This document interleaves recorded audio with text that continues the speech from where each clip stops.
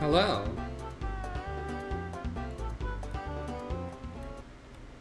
How are you doing, Internet?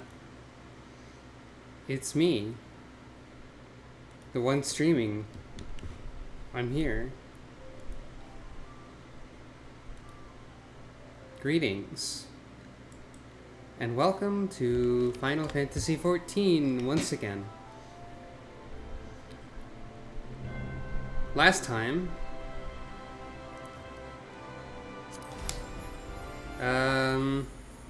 some things happened.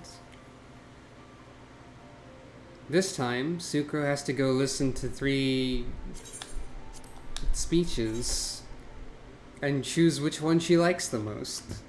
Very exciting for everyone.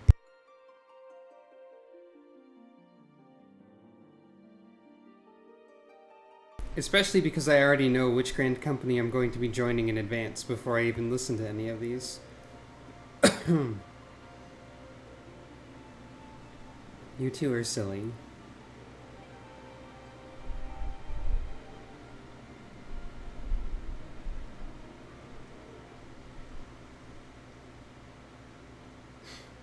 Yes, I am also silly. This is true. That's a fair assessment. That's fair. You can say things like that. Sucro had to sleep for a few days before she was ready to listen to people talk about how they're the coolest military organization in the country, continent, whatever. I don't know. So one of my less favorite parts about MMORPG storylines is any time that they involve military stuff and or politics. Guild Wars 2 is guilty of this for a long time. But thankfully this game doesn't really do that as much, or at least as frustratingly.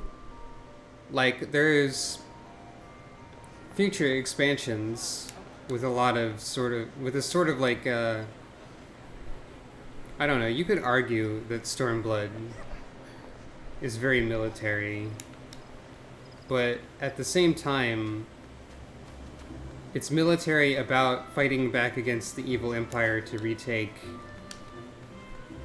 a nation that is suffering, so it's like fine. Guild Wars 2 does it in a tiring way.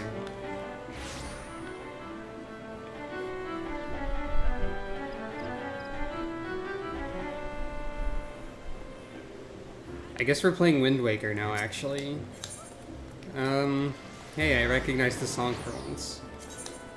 Anyway, we were told last time that we should see Kane Senna speak at the Miketo Amphitheater first.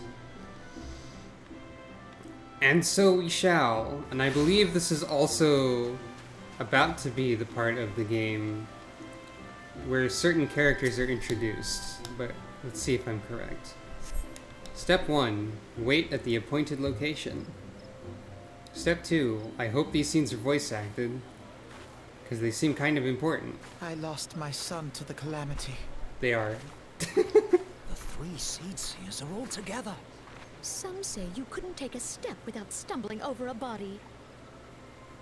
I always forget there's 2 other seed seers besides Kane Senna. They stop mattering, like, later. Anyway, hey. What's up? Yes, you have a staff. Our forebears were once strangers in the Twelves Wood. The lighting... I've chosen a weird time of day for this scene, it would seem. The lighting is a little unnerving at this moment. Fearful of the Green Wrath, they hid themselves in the dark recesses of the earth. Yet they dreamed of basking in the dappled sunlight of the forest. Through great effort, they proved their worth to the elementals, and were granted a place beneath the boughs. So it was that Gridania was born, some 5 centuries ago. I think it's neat that the character from the Archers Guild questline that we've been doing gets to show up here. Working hand in hand, the Hyur and the Elysian settlers sowed the seeds of our civilization. And soon, they were joined by folk of all races. There's probably people here from all of the guilds in So Gridania. nourished by the waters of unity, and Oh, yep, there blessed they by are. the light of the matron, Gridania flourished into the great nation it is today. Introducing them. The twins are here. And boy are they little shits in the start of the game from what I remember, but we'll see. Do you see the Gridanian standard? There, hanging behind the Elder Seedseer. So that's what your voice sounds like in 1.0. I mean 2.0. ARR. The entwined serpents represent the unity between Hyur and Elysian. An elegant symbol, do you not agree? Wow, you sound like a little shit. Isa, you're not tiring. You're just tired. Isa, you're good. In accordance with the will of the elementals, we have embraced a life of peace. Alas, our neighbors have not always sought the same for themselves, nor for us. Though we Gridanians have no love for war, we have still less for those who would threaten our way of life. Ever have we fought to protect the sanctity of the Twelveswood. By the way, there's a race of characters in this game who have horns, and you are not allowed to be those ones. You can be a different race of characters with horns. I think these are like the only two people who have horns in this way. And I don't remember what they're called, and they're only relevant in the White Mage quests, I think. So, hooray! When the Garlean Empire Oh, yeah, that brought guy its too. war of conquest So there's to like 3 of Eorzea, them. we rallied under the noble standard of the Twin Adder that we might push back the encroaching darkness. And it was we who prepared the ground for the reformation of the Eorzean Alliance, that all the peoples of this realm might stand united against the common threat. I want you to know that I thought of the Michelin Man before you completed your joke. So your joke was successful.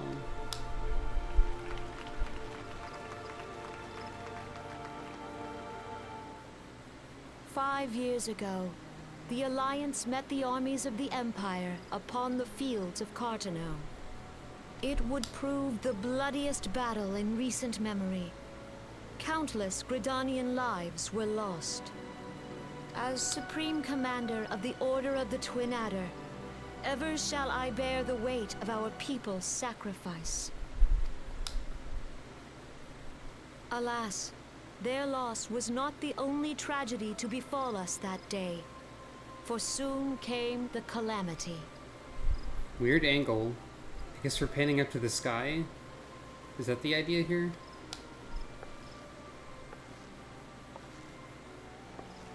The scars borne by our forest are a constant reminder of its violence. Our lives have been irrevocably changed, each waking hour a struggle to survive. Driven to desperation, some among us have strayed from the path of righteousness, resorting to banditry, poaching, and other unconscionable deeds. To compound our woes, the Ixal have returned in force, emboldened by our suffering. They test our defenses nigh without cease, and prey upon the vulnerable. So beleaguered from within and without, it is of little wonder that our unity now falters. Dark times are upon us. Time was a man could walk pox the on the high bloody roads without Ixal. fear. On this day, 5 years ago, countless Eorzeans laid down their lives that we might behold another dawn. Please join with me in honoring their memory.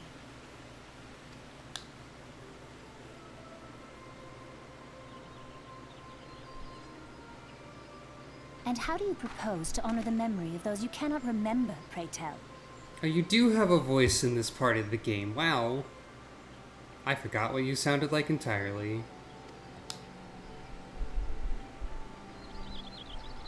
Both of them have very different voices right now. The destruction wrought by the calamity was indiscriminate. It dealt death to Eorzean and Garlean alike.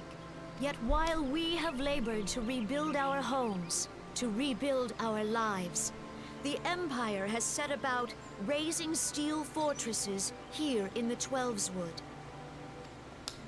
Let none be mistaken. The Garleans remain the greatest threat to our survival. If we are to stand against them, we must remember what it is to be united. Our many troubles blind us to the woes of our fellow man. Thence is harmony lost. Yet harmony is the founding principle of Gridania. We are gathered here to honor the fallen. Let them be honored not only in word and thought, but through concerted action. I bid you join hands with me once more beneath the Twin Adder standard. And together, let us heal the forest's wounds, that our progeny might live in harmony beneath these ancient boughs. For serenity, purity, and sanctity. We must think of the children! Woods will be given to us to protect the forest. All the elementals! We must think of the children! God, random crowd chatter really just took me off guard there. We must think of the children. What children exactly? First of all, those children? Or are they just short? I don't know. These two children next to me? Think of those children over there. Well, mystery person? Alfino. Alfino! That's how we're enunciating it today. Okay, Alfino. And I'm a my cat. sister, Alize, at your service. So this is Alfino and Alize. Currently they're dressing identically for some reason. I saw at a glance that you were a fellow traveler. God, you sound your voice, direction, and acting in this part of the game sounds way more... Well, it fits who he is now, I'll say that. You might call us students of history, sampling the realm's remembrances in pursuit of enlightenment. You're like 16. Actually, at this point, you're probably like 14? I think? I don't know. You're a little shit, is what I'm getting at. Yeah, alright, Alfino. What do you want? The Gridanians are unfortunate enough to have to contend with two beast tribes. The Ixal are unquestionably the more troublesome, being of a naturally warlike disposition, and want to summon their bloodthirsty primal Garuda. The Sylphs, by contrast, are peaceful in nature, being mischievous rather than malevolent, and have long been on friendly terms with the Gridanians, until recently at least. Alas, they have grown aloof, a change observed at roughly the time they summoned the primal Ramu. I think they say Ramu in this game. That seems to be the canon pronunciation of it.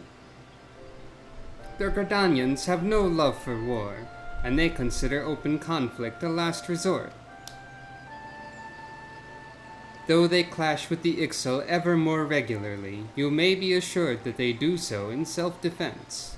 As for the Sylphs, they are as yet bound by a peace treaty, though one wonders how long it will be before it is broken. The Twelveswood was grievously wounded during the calamity, leaving Gridania vulnerable to attack. The people are hopeful that restoring the wood, and thereby the power of the elementals, will put an end to their woes. Yet how long will that take? Centuries, I'd wager. Meanwhile, the Ixal will continue their incursions, spurred on by Garuda and her insatiable appetite for destruction. Whether the Gridanians like it or not, sooner or later it will come to all-out war, and when it does, the Order of the Twin Adder will need all the help it can muster. How valuable might the aid of a capable adventurer prove to them then? I'm a cat. Well, perhaps we will find out, if the Elder Seedseer's words fell on fertile ground. Alize has nothing to say. Alphino does all the talking. This makes sense to me.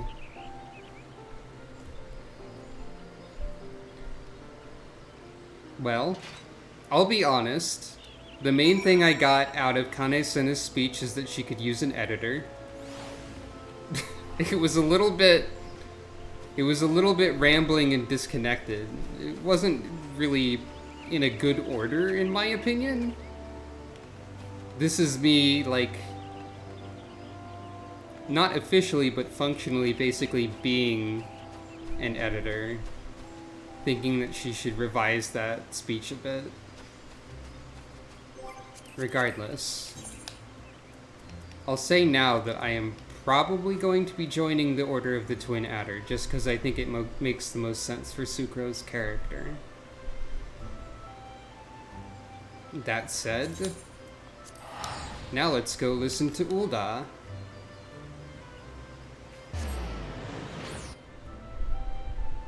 Let's see what General Rabban al-Din has to say for himself.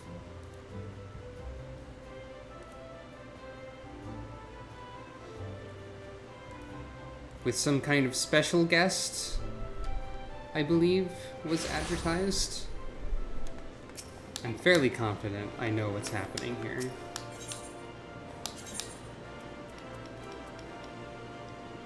This is probably in the right spot. I really need to go and collect all the little teleport points in the town. At some point, it is in the right spot.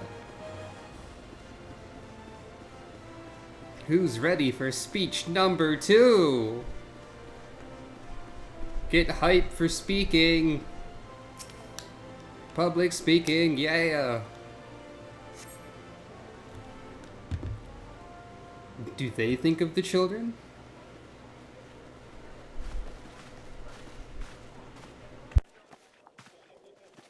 Behold, 'tis the Sultana Nanamo herself! And Reborn as well. Yeah, Rabban was supposed to be here. The Sultana is the guest, I assume. Hark you, souls of flame, drawn to the bosom of the desert, where the fire burns brightest and shall rage forevermore. Hurrah! Reborn! Where since antiquity, under the sage and judicious rule of the Ur dynasty, we have wrought sand into gold. Where by the grace and glory of Nalthal have our brave sons and daughters flourished and prospered. I speak of Ulda! Already has more charisma in this speech, I do have to say. Hey, look who it is. There, at the Flame General's back flies the Grand Company's standard. Note the sigil. The golden scales of order balance the jewel of prosperity with the flame of might. Great Okay. and many are the gifts our nation has given the realm. In Eorzea's darkest hour, on the killing fields of Cartano, none spent more in blood and gold than we. Thus was the 7th Imperial Legion laid low. So that's how it happened. How soon history forgets. Oh, Alphino, you don't know anything about speeches. Yet many left our gates, never to return.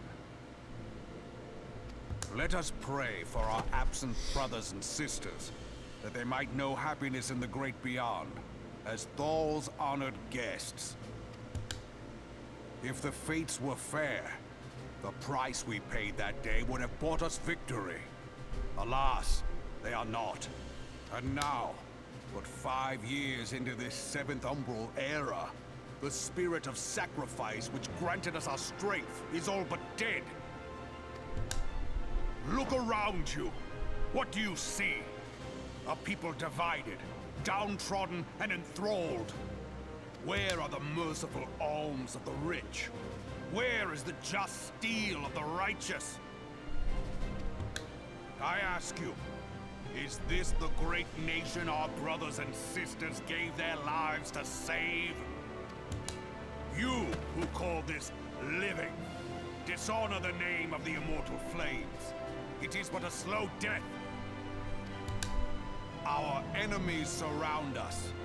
The savage hordes of the Amalja wait beside our roads, strangling the lifelines of trade.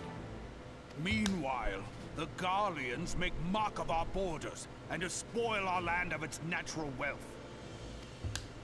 We stand on a precipice, yet we do not act. Whether trader or soldier, monetarist or royalist, all must recognize that a divided Uldar stands to fall. Victory and fortune walk hand in hand. Ye who seek glory and wealth, look not to what little you can snatch from your neighbor, but to the boundless wealth of the world beyond. Now is the time to unite. Now is the time to ride forth. In the name of the Sultana, I beseech you. That's her, that's the Sultana. In her name, specifically. Line not your own coffers, but those of the immortal flames. Seek not to prosper from Uldar, but to restore her to prosperity. As the realm prospers, so shall Uldar. As Uldar prospers, so shall her people. Ya for Uldar! Together we are one. Think of the children. Your grace. Reborn? Ah, she said a word. I forgot what her voice sounded like too. Are they gonna do the thing? Hell yeah! People of Uldar, I, Nanimo, 17th in the line of Ul, address you. Your voice sounds kind of familiar, actually. Much has been made of the wealth of Uldar. Yet those who measured that wealth in coins and carats are gravely deceived. This is a powerful stance that these two have going on here. I just look at Raban's face for a moment. Look how utterly stoically serious he is at this moment with what he is doing and what is happening. And with the music in the background too, it's kind of amazing. For the true wealth of Uldar lies in the health, happiness, and hopes of her people. Beloved subjects, I bid you raise aloft the torch of Uldar, that her flames might serve as a beacon for all Eorzea to see. Long live Nanamo! Glory to the Sultana! Stride fearless into What was that voice? For Can we are back up a second? by fire reborn. Fucking what? That was like... Can we back up to, like, Gilbert Gottfried on Helium being in the crowd for a moment? Or can we?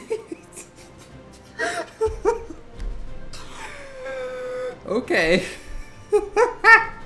Think of the children. Glory to the Sultana. I completely did not... God. Caught off guard once again.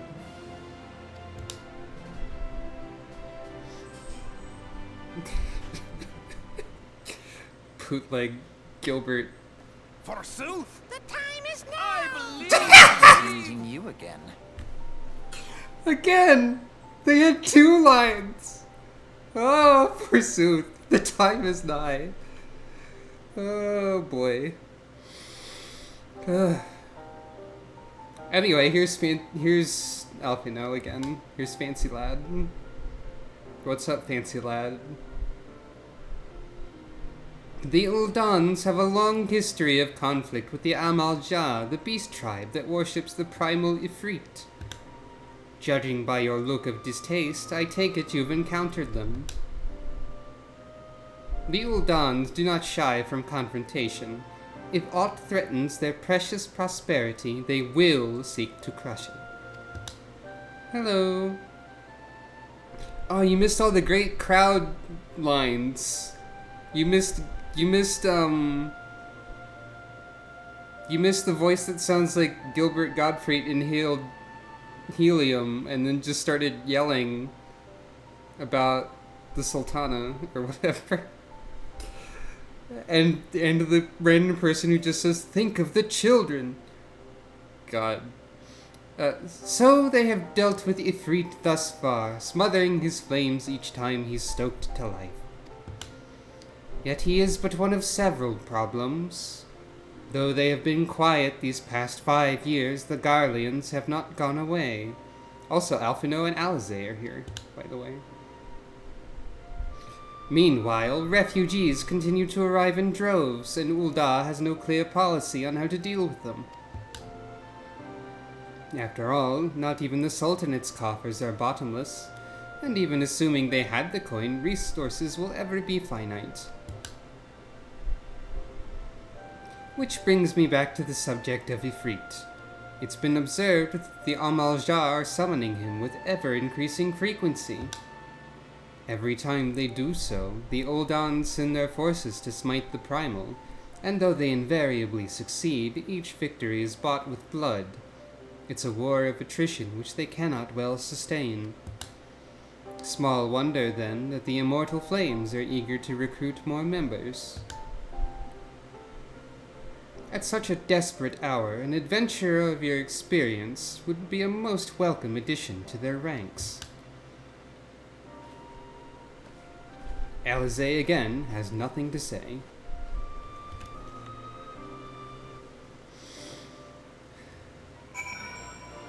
Her one line so far was like, how do you remember, you're trying to remember people that you literally can't remember. What are you doing?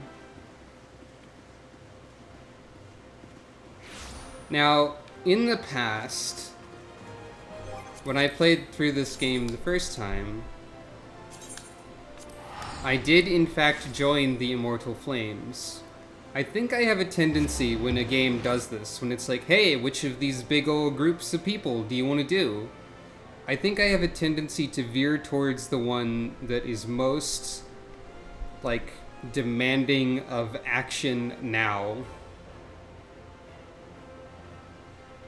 Like, in Guild Wars 2, there's a similar bit where you have to join forces with the Vigil, the Dermont Priory, or the Order of Whispers.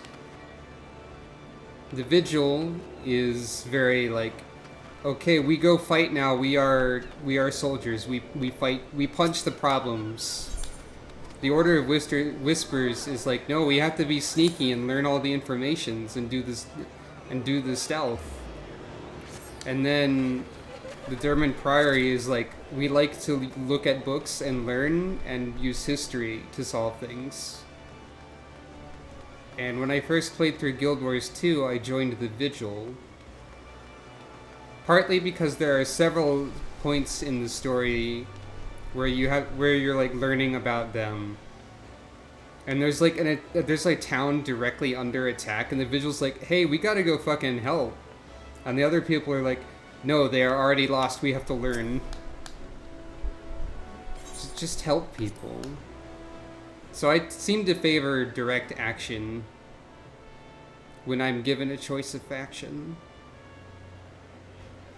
And that's interesting. Are another matter altogether. So much for our alliance. It's Oh, hey, I sunk wasn't beyond off the when I seabed. made... What are you talking about? What's sunk beyond the seabed? I'm not off when I use Irish accents, I guess. Anyway, here's Merlvib. I'm a short cat in this town. Everyone's tall here. Just like real life. Brothers and sisters of the sea, hearken unto me. Look upon this, our mighty crimson standard, and tell me your hearts do not swell with pride. Red is the best color. Yeah, red. Think of the children. 700 summers have come and gone since our forefathers first ran aground in this fertile bay. In that time, guided by the Mother of Oceans, Limsa Lominsa has grown from humble fishing village to uncontested ruler of the 5 seas and beyond.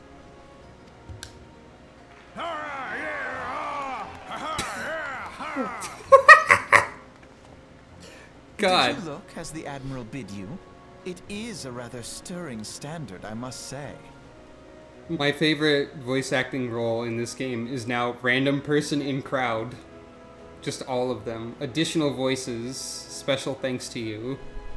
Many thanks, indeed. The crimson field is meant to signify the blood of fallen crewmates, while the black longship represents a pirate vessel. When the Gallian Empire marched upon Eorzea, we assembled beneath the Maelstrom Standard, and our grand company was reborn. Would additional voices be a valid Hellsguard Rogadin name?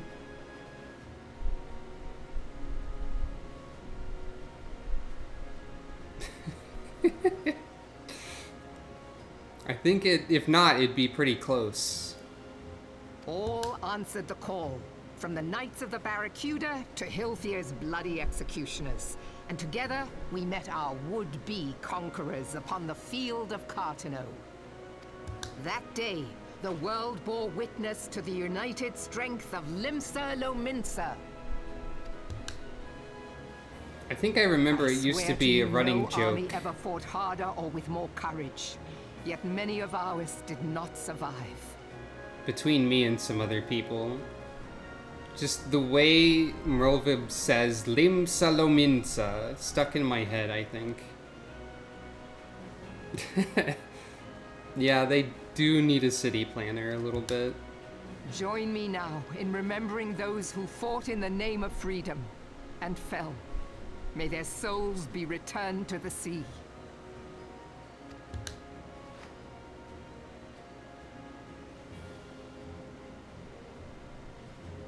Freedom. Yes, they have always been rather fond of their freedom. Much as the beast tribes have. Small wonder. Beneath the surface, one would struggle to tell them apart.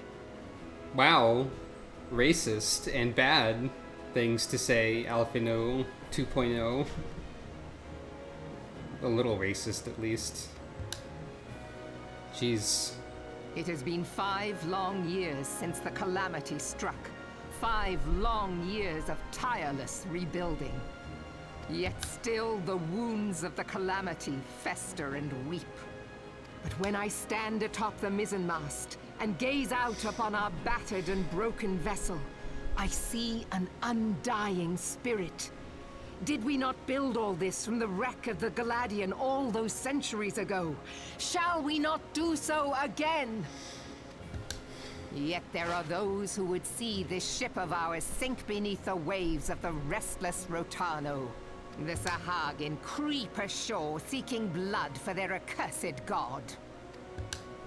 Those fishback The Sahagin bastards. have risen? While the mines of Ogomoro spew forth kobolds who push ever south, despoiling our lands as they go. These savage beast tribes will be the first waves to crash against our creaking hull. And behind them swells the grim tide of the Gallian Empire. Even now the curs fly their flags within our borders. Doubt not, but that they will be upon us ere long. We are well nigh surrounded. Yet there are those among us who would rather turn their swords against their crewmates than our cannons against our foes. I hope you like nautical metaphors. How can we hope to repel our many enemies when mutiny breeds below deck? Join the Maelstrom if you love boats. There is but one course left to us.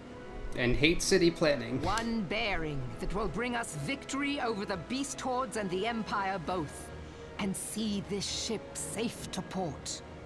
We must mend the rift the Calamity has reopened twixt Pirate and Maelstrom, and stand fast with our adventurer brothers against the coming tempest. Mark ye well, a crew without unity is no crew at all. 'Tis but a mass of drowned men. To me, then, brothers and sisters of the sea, gather beneath the undying crimson standard, and pledge me your strength, your skill, your wisdom. And with the guidance of the navigator, this great vessel of ours shall ride the waves, till sea swallows all. Long live the Admiral!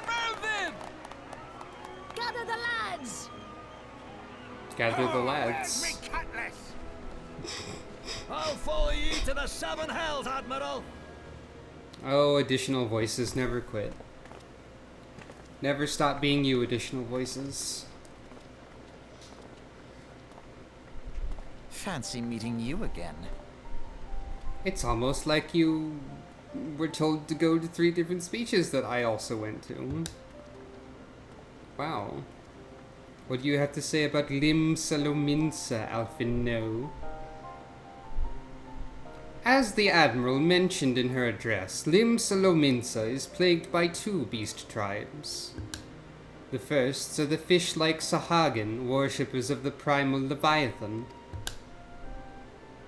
The second are the kobolds, who dwell beneath the earth and take the primal Titan for their god. As if the beast tribe's presence weren't troublesome enough, the Garleans have also chosen to erect a fortress right in the Lominsons' backyard. And that is to say naught of internal strife. As a nation of pirates, there's no end to the blood feuds between the various factions. And while they fight amongst themselves, the Garleans whet their blades and watch. If the Lominsons are to have any hope of withstanding the Empire, they must first resolve their own affairs. Differences must be set aside, and the primal threat dealt with once and for all. To this end, I expect they will soon take decisive action against the beast tribes. Mark my words, the Maelstrom standard will be drenched a deeper shade of crimson ere long. That a capable adventurer like you would be a valuable addition to their crew is beyond question. I'm a cat.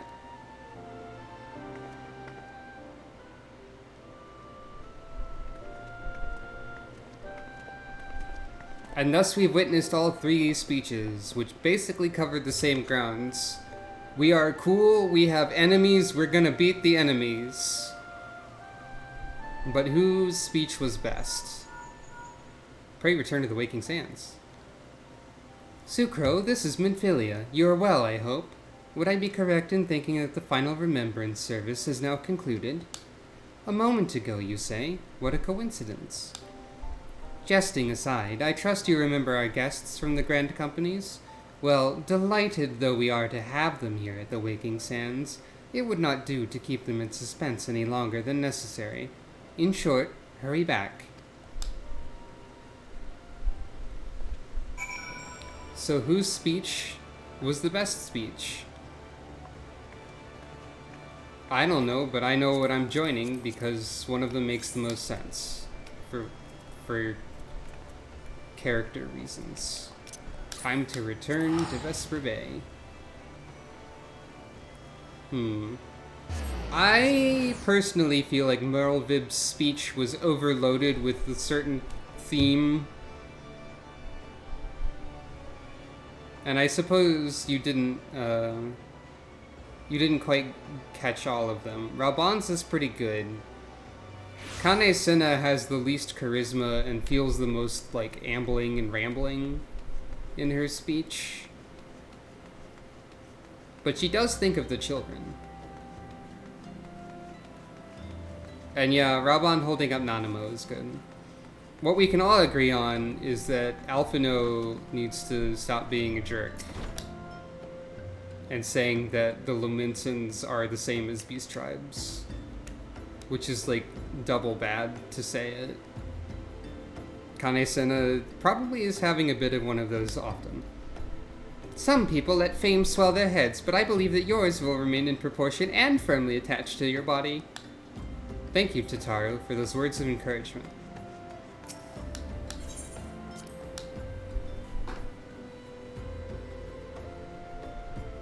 I think it's interesting that Alize only had like one thing to say at this part of the game. Yeah, Raban holding Nanamo like that. They should make two-player emotes where if one of them is a Lalafell, then ... That would be really difficult to program. Probably.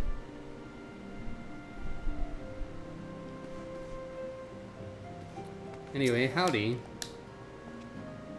Salute. When the Admiral speaks, even pirates listen, and that's no small thing. She's a born leader, the kind one would gladly follow to the 7th Hell. Additional Voices does agree with you on that point.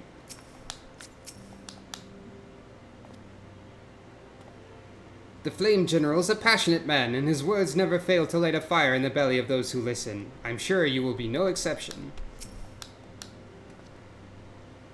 They all have different salutes, by the way. The Elder Seedseer speaks only truth, and her words have the power to touch the soul. At the sound of her voice, all fall silent and attend her.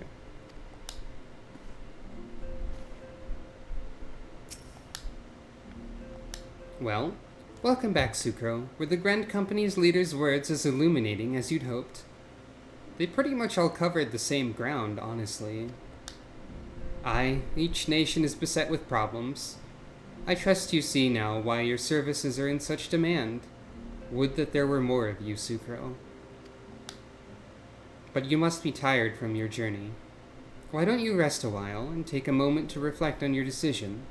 Once your mind is made up, pray give the Grand Company officers your answer.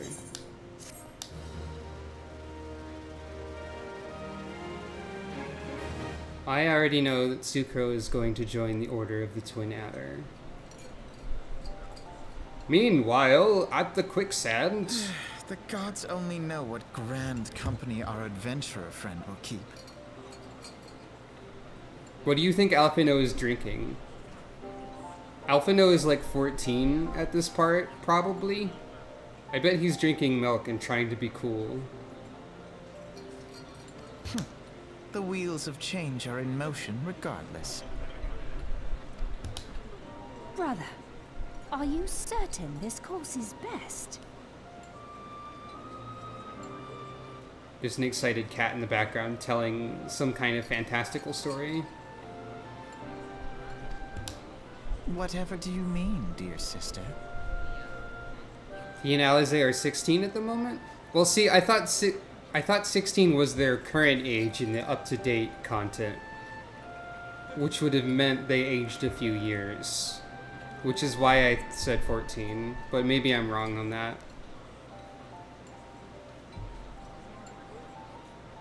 Who knows? Someone knows, I'm not sure. The so-called remembrance ceremonies were little more than standard waving rallies. That's true. You thought these two were As villains? though the I mean... Calamity and Seventh Umbral Era warranted scarcely a mention. A mention. Alize... Interesting voice direction there. Yeah, they do kind of seem villainous a little bit at first. Well, of course they were standard waving rallies. Since you are so observant, mayhap you noticed what mention was made of the Warriors of Light? None. Nyan. But, Alphino... Excuse me, Alphino, I'm not in this scene. but they did allude to the Warriors of Light. At least some of them did, like, several times. There were remembrance ceremonies for them, mostly? Like, I mean, at least partly? I suppose they must have forgotten the heroes who spared Eorzea a fate worse than the calamity? God, your voice is so full of itself. No, dear Alize, they haven't forgotten these details. They have elected to omit them. He's so snivelly. That's a good word for it, exactly. Deep are the wounds the calamity inflicted upon Eorzea. So deep, in fact, that the realm still bleeds. Needless to say, the beast tribes and their primals do little to alleviate the pain. So, the task of salving Eorzea's wounds falls to the scions of the Seventh Dawn, with a little help from our friends, the Grand Companies. Remembrance will yield no remedy. If our world is to heal, we must put the horrors of the calamity behind us. I think that's kind of what the speeches were about. Never entrust the fate of the realm to despots who rewrite history to their convenience.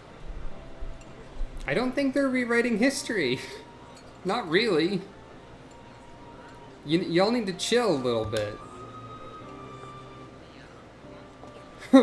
that head flick. There must be another way to cure what ails this world, and I need to find it.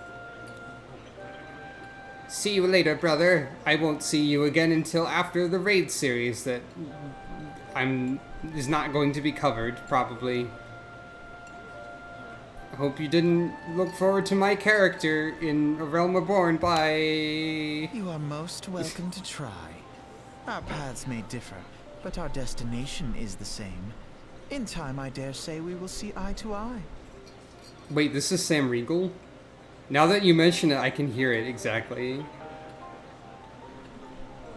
Oh, okay, Alf does show up in Coil, but like Alize is mostly irrelevant for a long time unless you do the Coil, which I'm probably not going to do, at least not in the right order.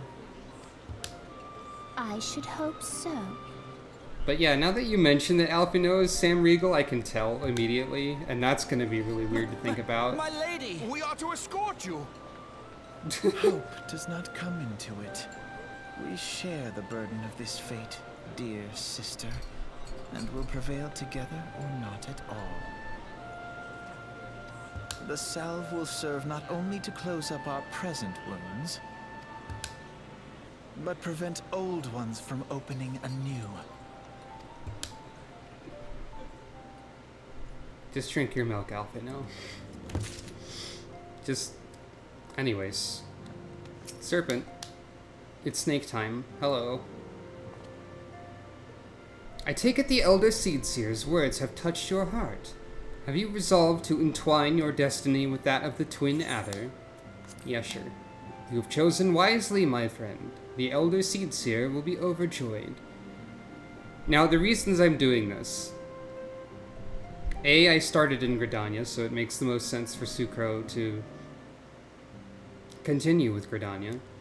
B, Sucro is like a farmer cat, and Gridania is the most farmer cat aligned nation of the three. Kane Senna is by far the most chill of the three options as well, which has merit. Without further ado, let us speak of practical matters. In order to complete the enrollment procedure, you must report to the Adder's Nest.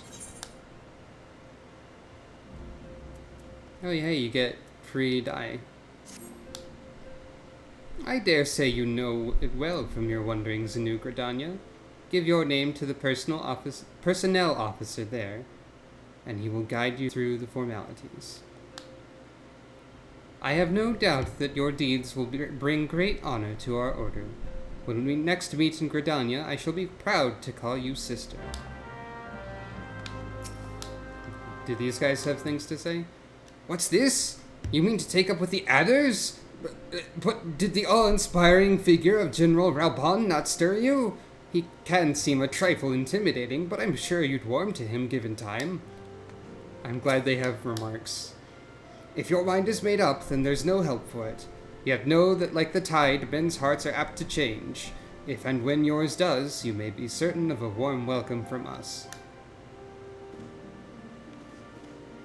If you start to like boats a lot, you know where to find them.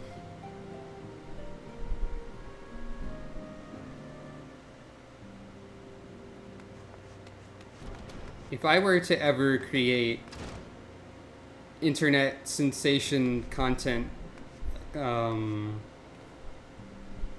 genre abridged series of this game, I think Merle would just say only boat-related words ever. Her speech would probably just open with her yelling the word boats.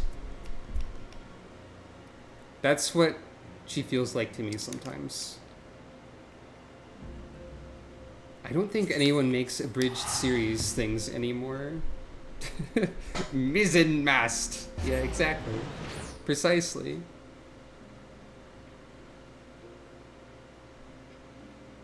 She did say the words mizzen-masts. So that's real.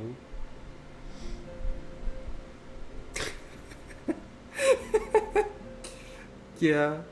Exactly.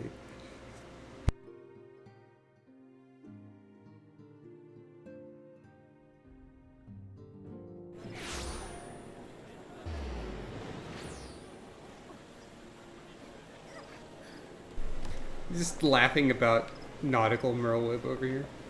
Hey, what's this? What's this quest? What is it? Broadening Horizons. Whomst and what? Passage through the White Wolf Gate? I don't know what this means. Sucro, is it not? I've been following your exploits with great interest. You've served Gridania very well, but I believe your greatest accomplishments are yet to come. It's with such lofty expectations that I'd grant you passage beyond our White Wolf Gate. Is this PvP, actually? Take this pass and show it to Franchimontiau, the gatekeeper. Gird yourself well for the battles to come, and I'm sure that news of your deeds will reach me again before long. Oh, this is just to open a door. Oh. Okay.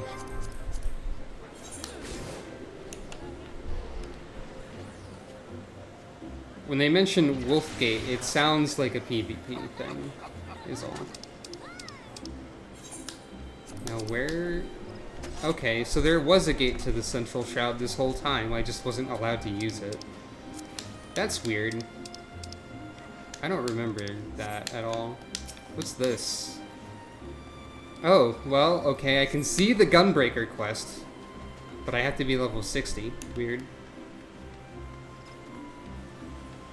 I'll go ahead and grab the key to the gate.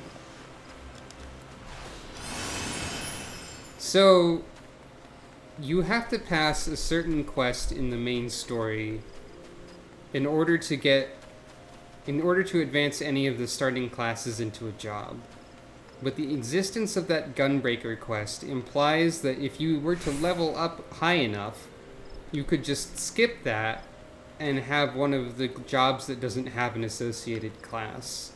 Unless I missed a requirement. Only those who possess a gate pass may travel through the White Wolf Gate. It's for your own good. The fearsome beasts that lurk beyond would tear an unprepared adventurer limb from limb. I have the gate pass. You have papers. Let us see now. Yes, everything appears to be in order. Go in safety, Sucro. In the future, should you wish to pass, you need only say the word. I already have a teleport to the Central Shroud, so there's not really a purpose to that. Really. That's fine. All the starting cities in this game have their own little weird oddities, don't they? I want to go look at that Gunbreaker quest again real quickly.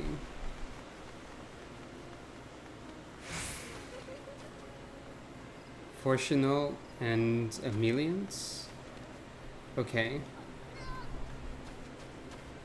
I guess they're French nonsense, maybe.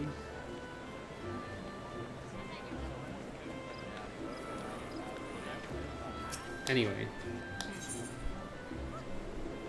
So the only requirement here seems to be level 60.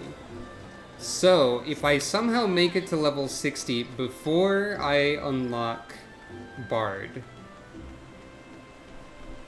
or even like 50, I believe, for some of them, there might be a way for me to get a different class. Maybe. Anyway, so here we have the Twin Adder HQ.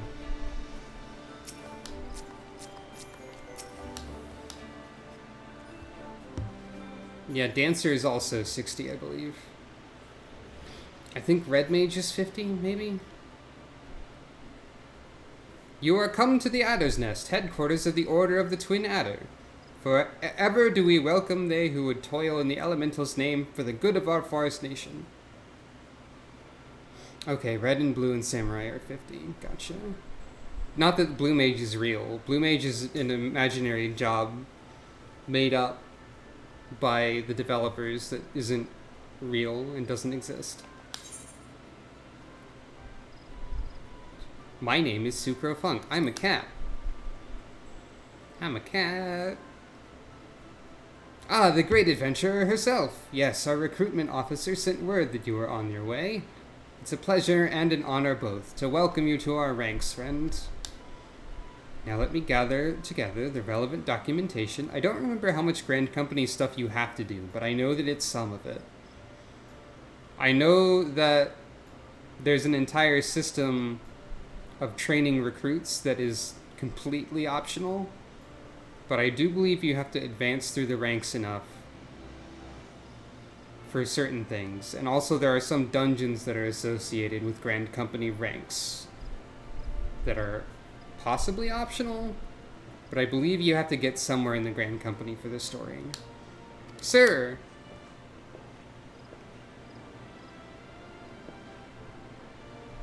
What is it? Report.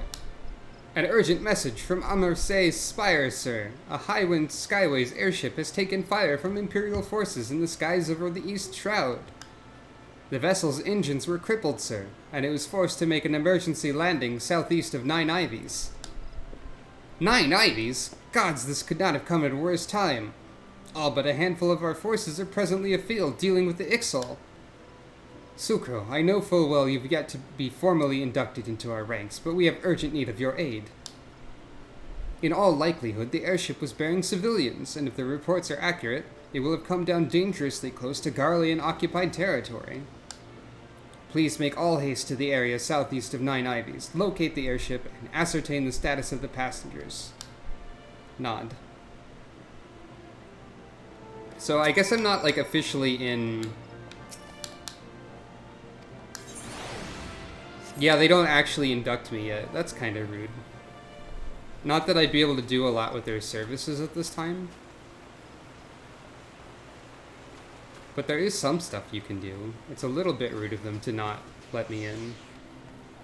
Just let me in. Anyways, they're going to. Only 23 Aetheryte tickets remaining from the 100. What are we going to do when we can't teleport for free? We're going to teleport for a small fee is what we're going to do. That's literally how it works. Those are the options that you have. Or you can walk.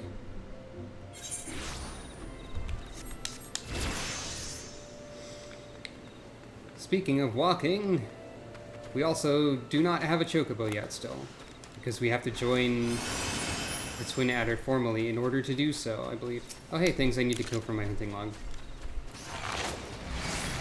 Immediately distracted. Oh hey, Wind Bite. So, while I wasn't streaming, I did try to level up another class a bit.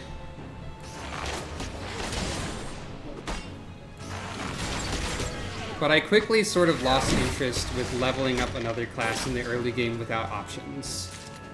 Because my preferred method of leveling things up would be Palace of the Dead, but I haven't done it yet. Out of intent to make it make sense with the plot, and also not hinder the party I get stuck with in it by not having access to a job and only having a class. Not that it would be too much of a problem to do that, but I would feel a little bit guilty.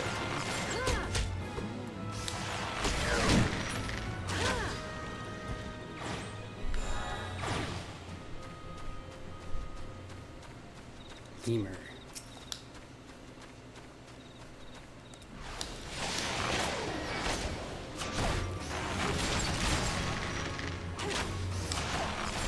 Now I have 2 damage over time skills to juggle on an enemy.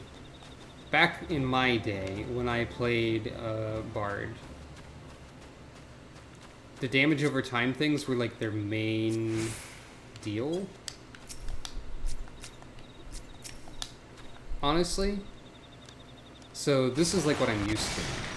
But I think their songs play a greater role than they did, while at the same time being damage oriented instead of support, like, as much.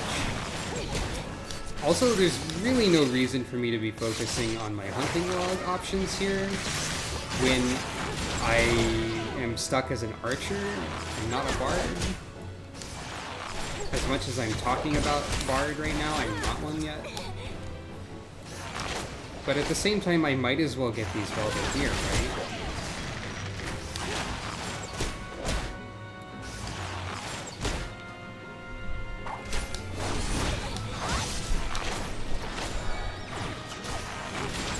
There's not really a reason not to either.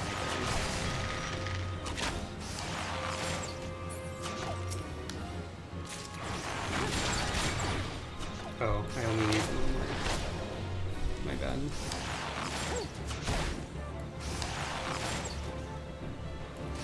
I am culling too much of the lemur population.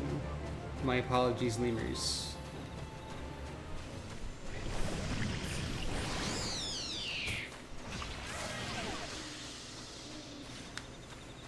Let's go over here and see what an airship is doing. Oh no, a boring weevil.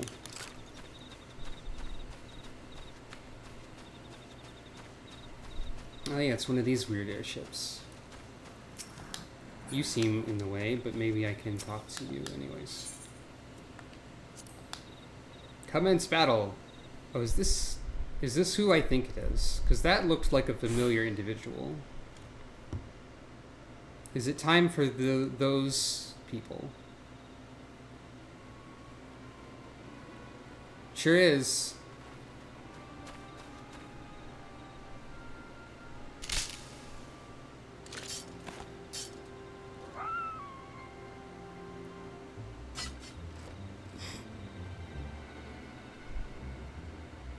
You get a voice yet? An adventurer? What are you doing out here? No, wait, let's find some cover first. Wixen bench. Don't forget about Vix, everyone's favorite soldier who doesn't exist because that was the Woolsey version of Biggs, I think. Anyone remember Vix? Shoutouts to Vix. Oh yeah, they did completely miss the line too. The Adder's Nest sent you? How do I know you're not an Imperial spy? You don't even have a uniform. I'm a cat. They don't employ cats on purpose. Maybe they do. I guess they do. Peace, friend. We mean you no harm. You're an engineer of Garland Ironworks, are you not? We were alerted to your plight and have come to rescue you. Cats on purpose sounds like a name. Like a guild name or a Twitch username, maybe. And you are Sucro Funk, I presume. I was told to expect an honorary serpent. My thanks for your aid, friend. Yeah, they haven't let me in yet. That's all. These doofy caps with the elf ears poking out.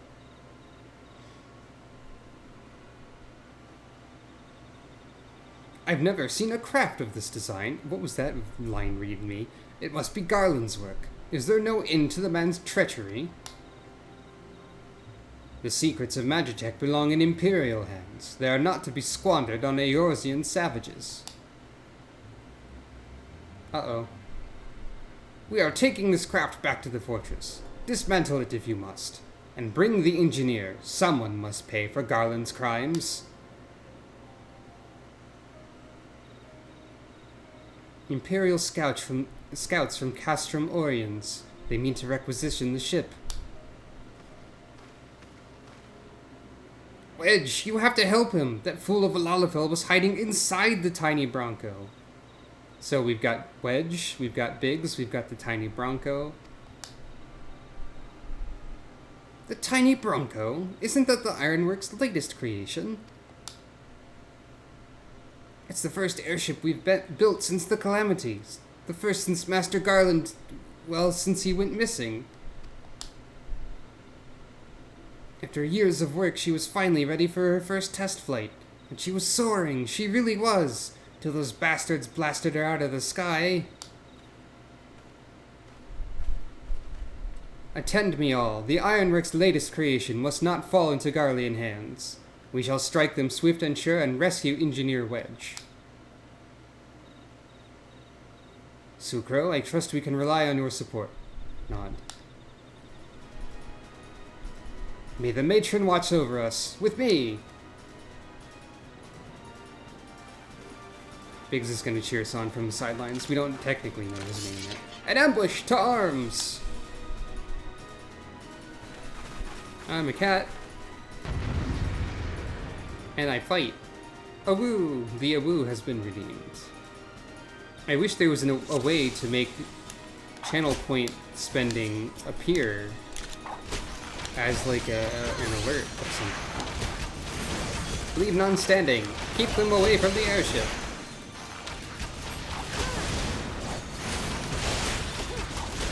Many orders are being yelled.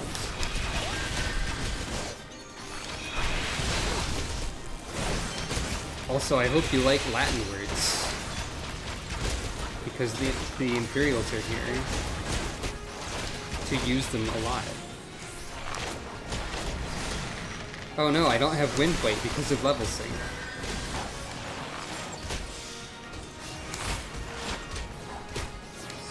You cannot stand against the might of the Empire! Yeah. Quick knock is a pretty fun thing.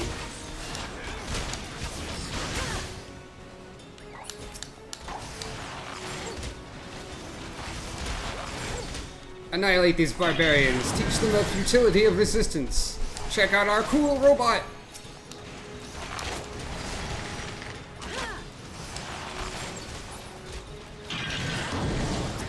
I should have been shooting you, because you have a heal. Yeah, at least one of them will do. I'm gonna leave the cool robot to the NPCs, because that's always the encounter design. Is to fight all the small people first. The smaller HP bars, I mean. Because that sounded a little weird until I clarified it. Plus there aren't even any Lalafells in this fight. Don't feel good about those things that I said by mistake. Anyways. We want to take out all the weaker targets first. Is what I'm trying to say. That is a very top-heavy robot. You're right. Oh yeah, I could have used Raging Sticks. Where are you going, robot? Oh, you're doing drill cannon.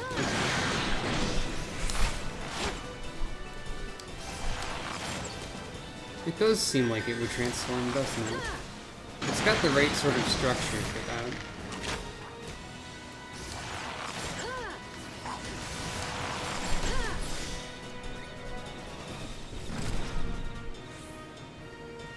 Robot has been defeated. You know how people always want an edit button on Twitter? When are they going to invent an edit button for speech in real life? Biggs!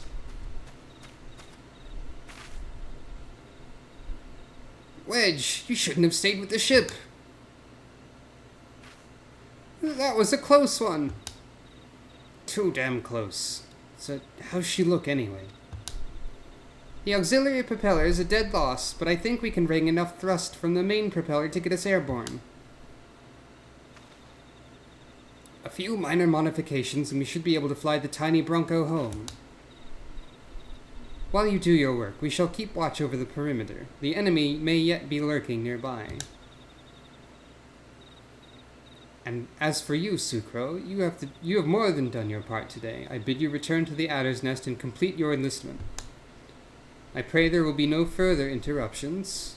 When next we meet, let it be as fellow serpents of the Order. I, just wanted to say sorry, for calling you an Imperial spy and all that. Got that one wrong, didn't I? Ha! Seriously, though, if I hadn't been for you and the twin Adder lads there, we'd be chained up in a dungeon by now. I'm in your debt, friend. We both are. Wedge. Thank you, we're very grateful. Biggs and Wedge. Good couple of lads.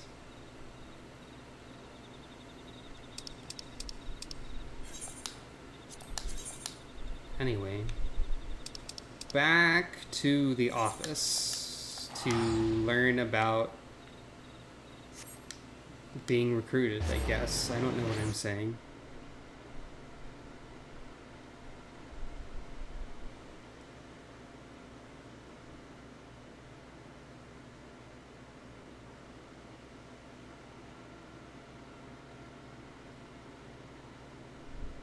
I forget how far away from here the sylphs are, because I do know that you do need to interact with the sylphs in order to unlock getting a job class. And there's someone named after a My Hero Academia, I believe.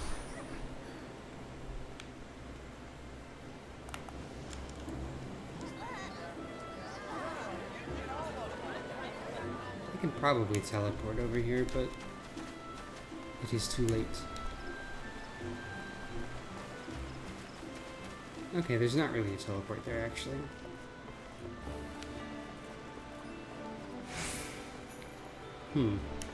Seems to be a bit of lag happening.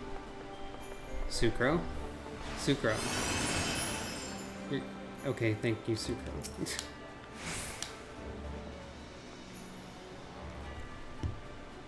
Sucro, it does my spirit well to see you returned.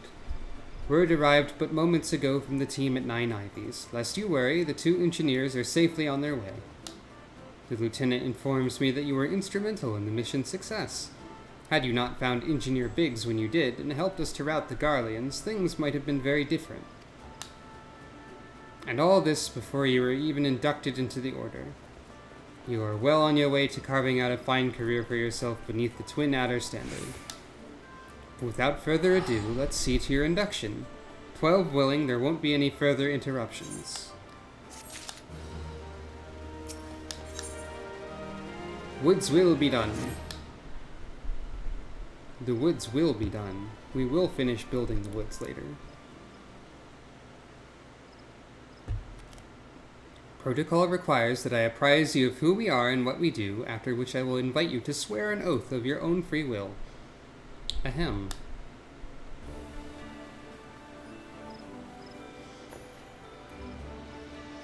They do this every time someone wants to join. The Order of the Twin Adders, the Grand Company of Gridania.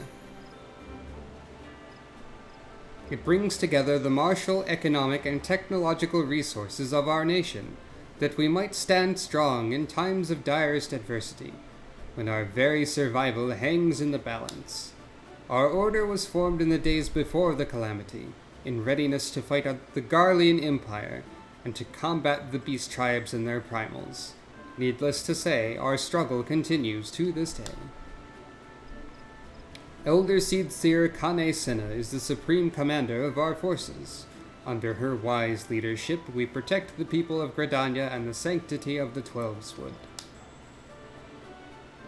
As the entwined serpents that grace our standard, let Forestborn strive as one with friends from afar to ensure that peace shall ever reign in Gridania. In so doing, we honor the will of the elementals, and theirs is the will of the wood.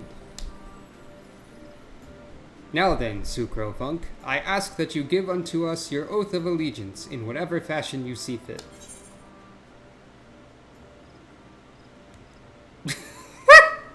Okay, all of these options are something. We got Woods will be done. Quest name. I shall strike down our enemies and drink of their blood. Little bit overboard. My life for the elder seats here, and ...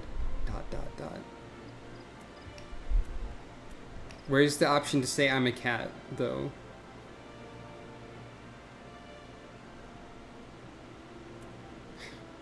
What if I do say ... I'm a cat. Glare. She just glared at him.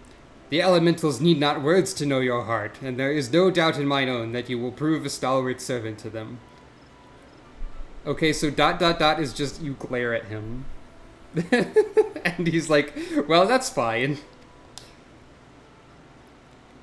By the power vested in me, I ignore that you have not stated any legally binding oath and assign you the rank of Serpent Private 3rd Class. You are now a woman of the Order of the Twin Adder. Go forth, Private Funk. Okay. Go forth, Private Funk.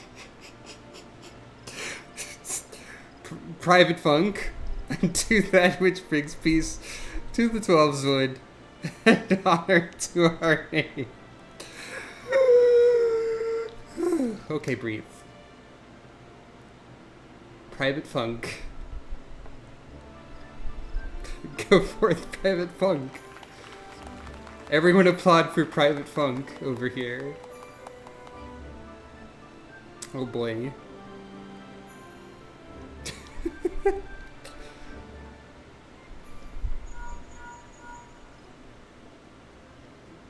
My hat is calling me. Can you hear me, Sucro? This is Minfilia. An officer of the Order of the Twin Adder contacted me with news of your enlistment. Immediately. My congratulations, Private Funk. No, don't say it. Don't say that, Minfilia. I have no doubt that you're eager to make the acquaintance of your new comrades, but I'd ask that you pay a visit to your old ones first. Remember, though you're now a Serpent of Gridania, you're no less a scion. Pray return to the Waking Sands, there it is, at your earliest convenience. There are some friends here whom I would very much like you to meet. We shall be waiting. The distant call of a friend in need, perhaps. As you are needed elsewhere, I shall not keep you any longer. I would, however, suggest speaking with High Serpent Commander Vosail Hulot. Hold on. Vosail Hulot. I think that's right. Before you depart. He may provide you with assistance on the journey ahead. It's that guy over there. I think we are up to... Oh, there's the Chocobo one. I think we're up to like 5 returns to the Waking Sands now. Snake bitten.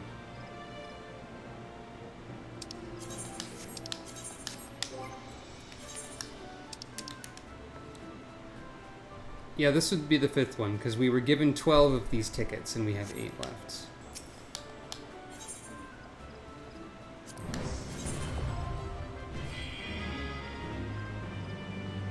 Oh, that was a late jingle. Okay. I was confused and concerned. Oh. Okay.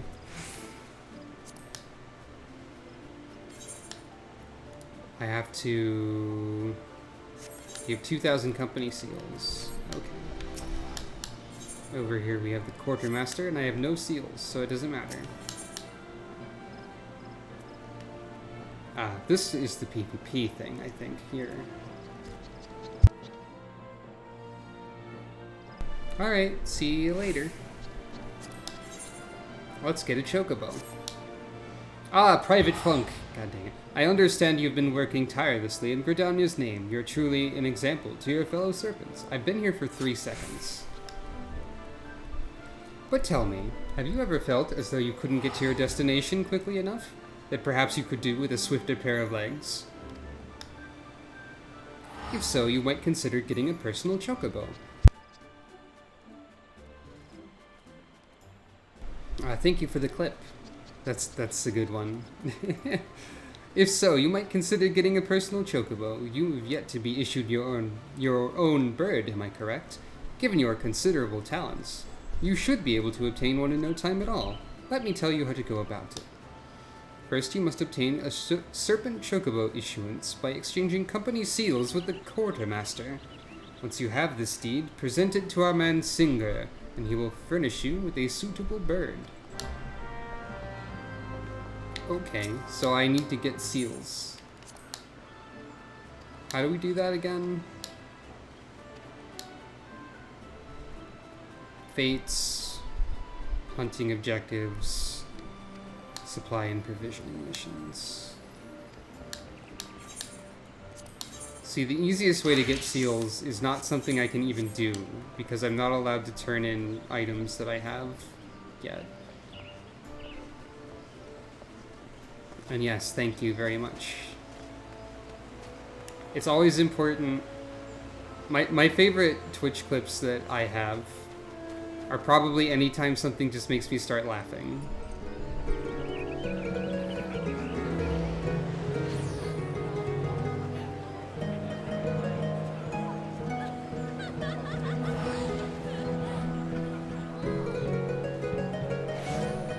Good. Frog's theme. Very good. It took me a while to remember what that was, for some reason. Mild shame for that one.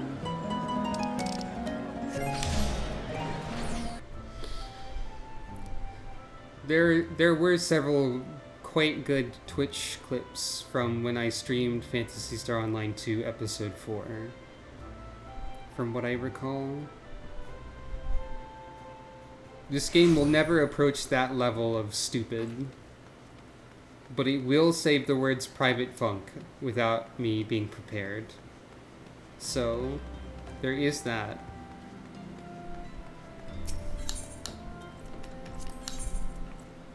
Okay.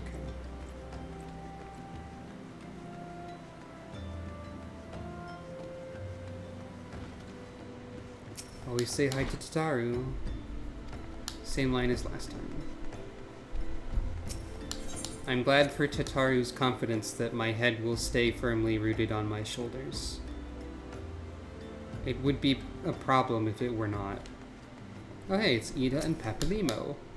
Following the calamity, each nation's armed forces underwent large-scale restructuring centered upon its grand company. In Gridania, the Order of the Twin Adder absorbed both the Wood Whalers and the God's Quiver, while the Dominsons enacted the complete merger of the Maelstrom and the Knights of the Barracuda.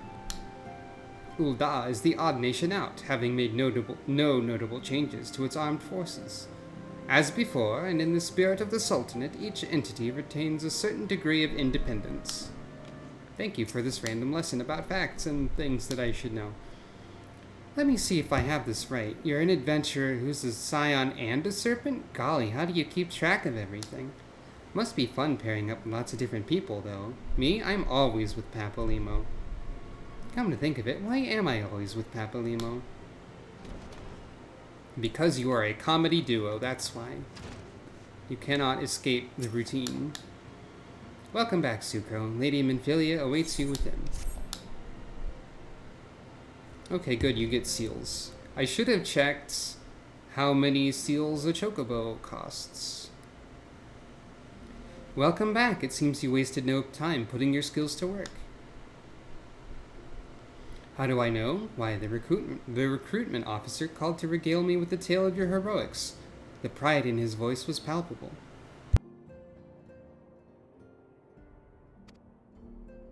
We Scions are truly fortunate to have you with us, Sucro. Can someone, look up how much a chocobo license costs? Because I should have done that. Now, when we last spoke, I said that I wanted you to meet some friends, did I not? I neglected to mention that you've already met. Tataru, please show them in. This way, sirs! Oh, it's them. Okay. Thanks again for getting us out of that mess. We owe you our lives. I don't think we properly introduced ourselves. I'm Biggs. And I'm... Gods, man, spit it out, will you? Wedge at your service! I don't remember this character trait of Wedge. I'm pleased to say that Biggs and Wedge will be staying with us for a while. Magitech-driven contraptions, such as airships, grow ever more vital to the city-states of Eorzea. As a neutral party, it was judged that we Scions should serve as the keepers of this technology. Of course, for this we needed the knowledge of experts, and so we requested the assistance of Garland Ironworks, who very kindly sent us 2 of their finest engineers. Our happy family continues to grow. On behalf of the Scions, I bid you welcome to the Waking Sands.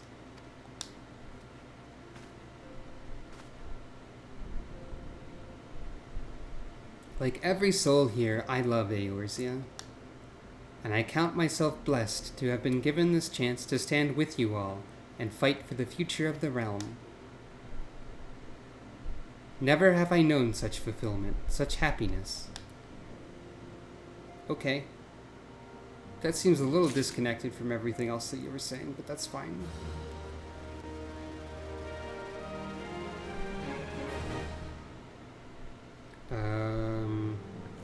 I'm just gonna, look this up real quick.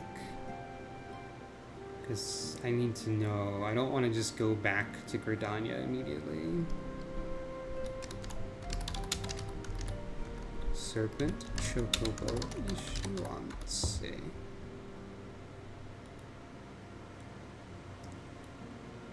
200 seals. Oh, okay. Then I was just given more than enough for that. I will return there soon. Ah, and this is the quest that you have to clear to unlock the ability to unlock Bard. Sylph Management. So we're well on our way to getting things. Now, having set aside the formalities, Suddenly voice acting. we have a favor to ask of you. Urianger, have the documents arrived from the students of Baldessian? Aye, my lady. They arrived but recently. We have conducted a study at the behest of the Order of the Twin Adder. Papalimo, Ida, a synopsis if you would. Our task was to survey the behavior of the Sylphs, a beast tribe indigenous to the Twelveswood. Papalimo, your voice. Oh, how to describe them. They look like Gisselcreens, floating ones, that worship the primal Ramu. Okay, it is Ramu. Good to know. Though technically a beast tribe, Sylphs are blessed with a comparatively personable demeanor, conducive to peaceful communication. Offering us an invaluable opportunity to learn what the beast tribes know of the primals. While Ramu's existence is well documented, the Sylphs do not, or perhaps cannot, summon the primal any longer, insofar as can be ascertained, until such time as we know. It would be unwise to assume that the threat posed by the primal has passed. Which leaves Gridania with the added worry of not knowing what they should be worrying about. In that regard, they are hardly alone. What we can say with absolute certainty is that Gridania has its hands full fending off Garuda, who, I need hardly remind you, is among the most savage and terrible of all known primals. Yep, we'll get to that later. In short, it is essential that we approach the Sylphs in as diplomatic a manner as possible. Throw a Words cat and at him. actions can be misconstrued. The only sure way to communicate our intentions is the echo. There's no way to misconstrue the phrase, I am a cat. Winning the Sylphs' favor may well bring us a step closer to mitigating the threat of the primals. Will you help us? Nod. I am grateful. Lovely. Well, as much as I'd like to help, I'm afraid I would be of little use to anyone in Gridania. A veritable babe in the woods. Ida and Papalimo, however, should be able to see the forest for the trees. Is that not so, Minfilia? Oh, Thancred, you think you're so witty, don't you? Indeed. You are willing? Leave it to me. Us, Ida, us!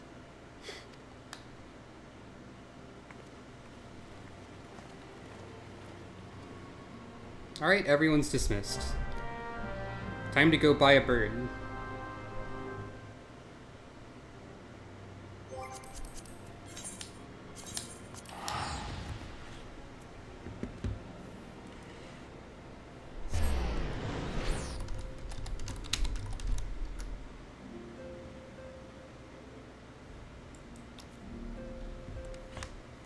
Now, I know exactly what to name Sucrofunk's personal chocobo.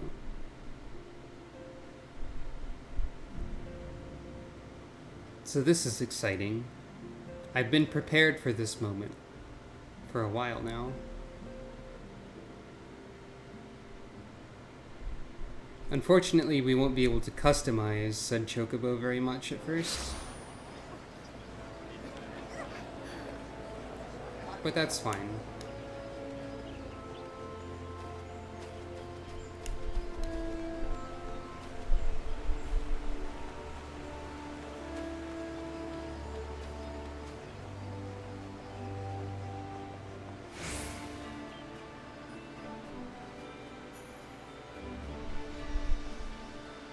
First, we need to wait for the man to load. There we go. That's the wrong man.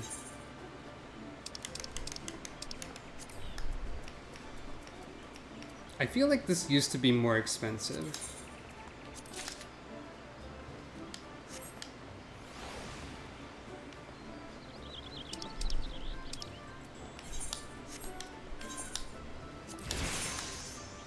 And that is over there. Gotcha.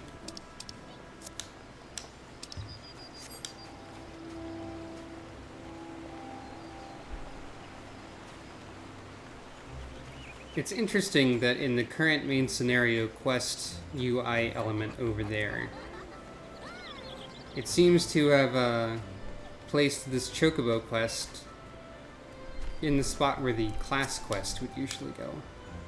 Want a bird issued, you say? Then I'll need to see your Serpent Chocobo Issuance. Here you are.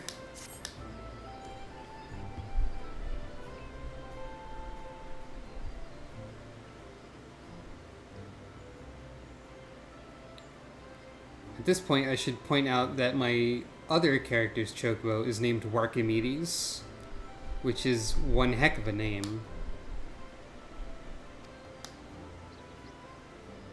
But I felt I should mention it. Anyway, here's our new friend. And here he is! Ah, we've gendered the bird, I see. The fellow has been in high spirits the past few bells. He must have sensed that his master was coming. Now then, to make it official, you'll want to give your noble steed a name. Sucro's smiling. Que. Que. That's how the Chocobo sounds like. Name your Chocobo.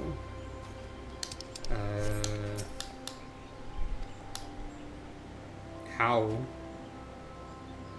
I guess maybe the Chocobo needs to load first. You got your hand on nothing there. How do I do that? Hello? There you are.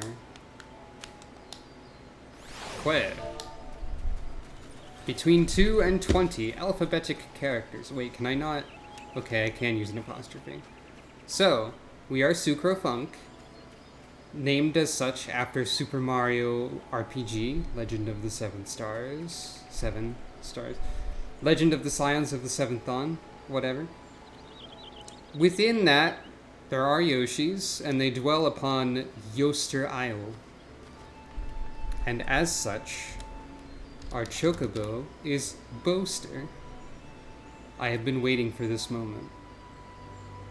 Say hello to Boaster, the Chocobo. This is probably a good name.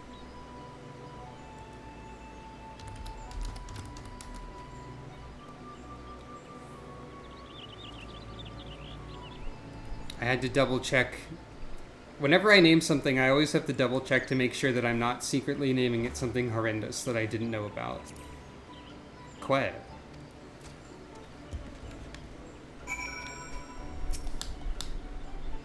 I dare say he likes his name. Here is your very own Chocobo Whistle. Simply blow into it, and your feathered friend will come bounding to your side. Do forgive him if he doesn't respond when summoned in crowded city areas or monster-infested lairs. Chocobos are stout-hearted creatures, but they have their limits. Lastly, I present you with your Chocobo Rider's License, as is required by law. And that concludes all the formalities. I wish you and your Chocobo long years of fulfilling companionship.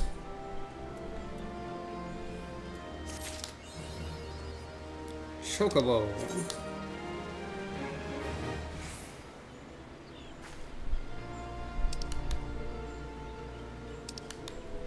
And now we have access to using a mount. And a companion. I don't remember where you even buy Gishel Greens, actually. But we can take a look at yon Chocobo over here. Here's Boaster. Now it says rank 0. Can I actually even... I don't have the item. I forget where you get Gishel Greens, actually. But now we have access to that. Hooray for that. We shall get there when we get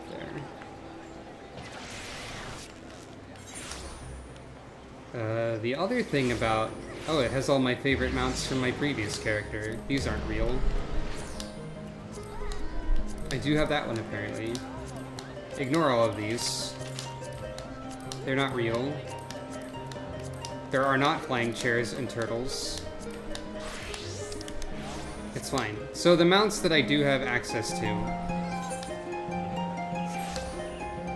That's a Donkey Kong Country song. The mounts that I have access to...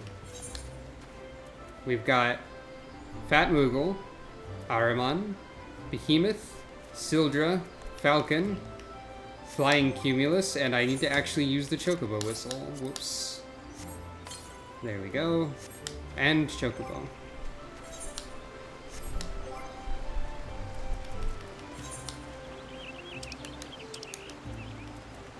And so for now, I will go ahead and put this over here. I can show off the other ones that I have access to. Actually, before we do that, I think there's probably a vendor over here somewhere that might have green, like maybe you. You are a florist. You don't have them. You have actual flower things. That makes sense. Black Rabbit Traders. What do you do? Well, you do have them, okay. I'll just go ahead and buy a bajillion. So, Gishel Greens, you can call your Chocobo into the world as a companion who will help you to fight things. I assume that I can do this now, but it's good to have that available. It's important to level your Chocobo up to gain ability. Anyways, on the topic of Sylph, we know far too little of the Sylphs to lay any worthwhile plans. We must call upon the Scions once more if we are to, beg pardons. 'Tis a terrible habit of mine to think aloud, but tell me, what brings you to the Adder's Nest? Oh. All I had to do was, like, talk to you about that. I can now do the Bard's quests. I'll go ahead and pick this up at least. I've arbitrarily unlocked the ability to acquire Bard. Well, if it isn't Private Funk. Reporting for duty. That's the zeal I like to see from an enterprising young serpent. Hello. You're just in time. I just unlocked the ability to go and get Bard, actually. Which I know you were wanting to see. But I'm talking to this man first. I also got my Chocobo. Good day, Commander. Sorry to disappoint you, but other business brings us here today. Ida and Papalimo, always a pleasure to see the two of you. My men tell me you quest in the name of the Scions of late. I'm good at reading. Quite so, Commander. A little bird told us that the Twin Adder was in need of our adventuring prowess. Aye, your little bird sings true. No doubt you've heard that we're investigating the Sylphs, that curious beast tribe that calls the depths of the Twelveswood home. The Sylphs are, for the most part, a peaceable bunch, much to the delight of the Elder Seedseer, who has no desire for her people to see her people embroiled in yet another fruitless war. The Twin Adders of the same mind, and 'tis precisely for this reason that the Sylphs' relation to the primal Ramu has raised a flag of warning amongst our ranks. Friendly as they appear, beastmen will be beastmen. Should there ever be a sliver of a chance that the summoning of the primal might disturb the balance between Gridania and the Sylphic tribes, it's a possibility we cannot ignore. Better to be safe than sorry, indeed. Do we strike at Ramu or leave the Sylphs to their own ways? That is the question. Yet I find myself lacking ample knowledge to arrive at an answer. Opinions abound within Gridania, but to listen only to one's own is among the greatest mistakes a commander can make. I would hear from the other side, the Sylphs themselves, and seek an impartial party to serve as my liaison,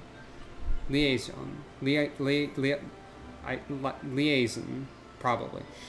That's where you Scions come in. I'm a cat.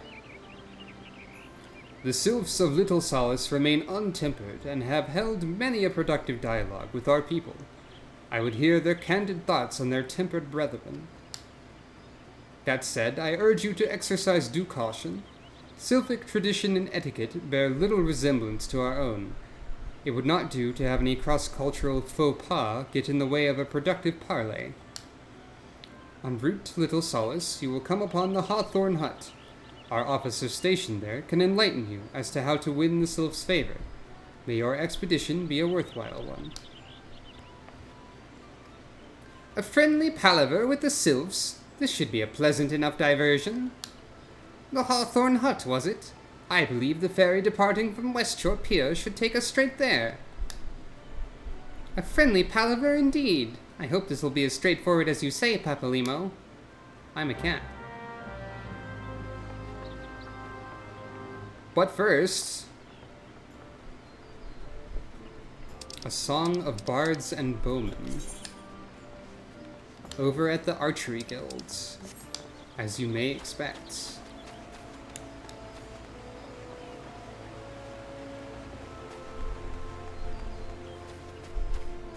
Let's head there now and see what's up.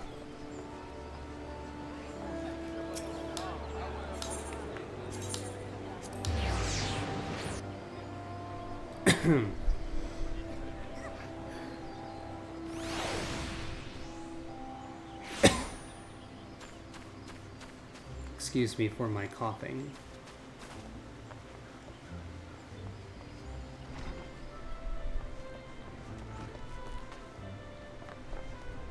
Hello, Lucienne.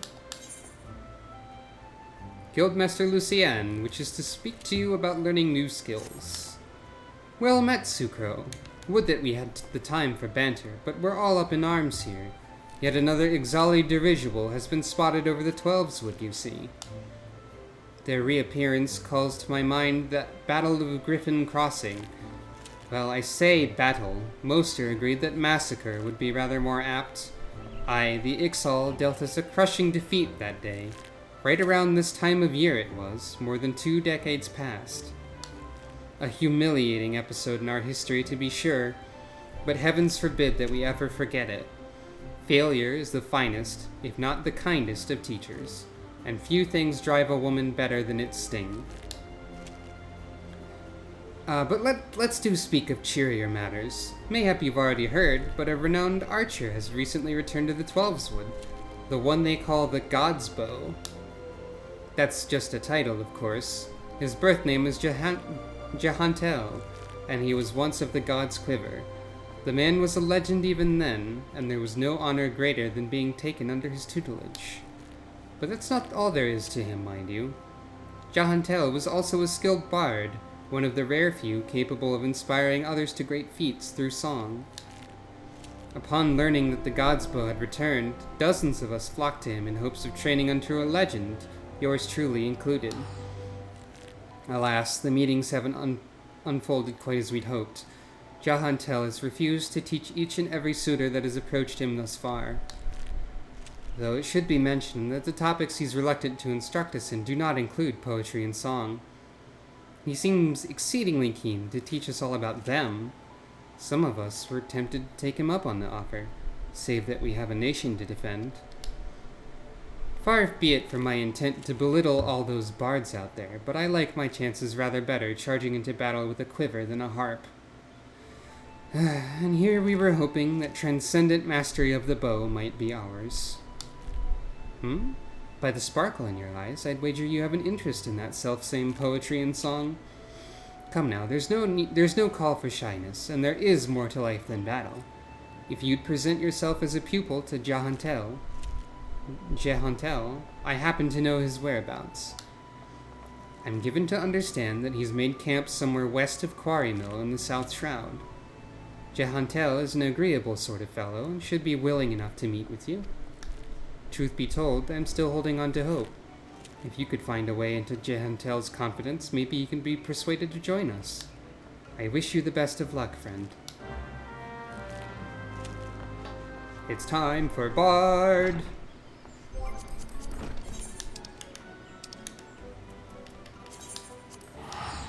So that's how we get into Bard. A former member of the God's Quiver is also a fan of singing. I mean, it makes sense.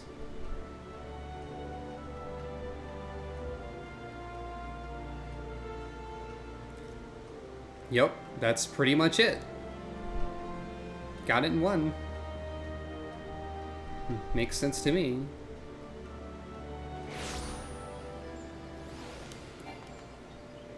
Companion not yet acquired. When can you summon a Chocobo companion as battle friends?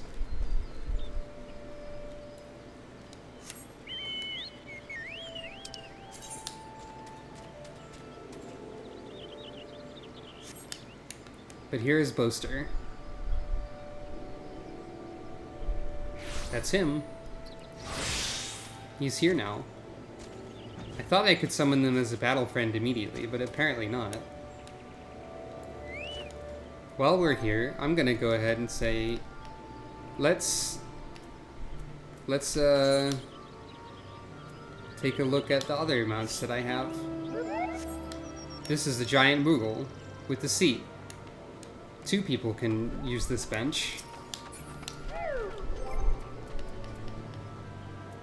Bard for life, I get it. I understand. I didn't know where you were going with that, truthfully. Here's Funny Eyeball. Araman. This looks like a kind of uncomfortable sitting position, to be honest.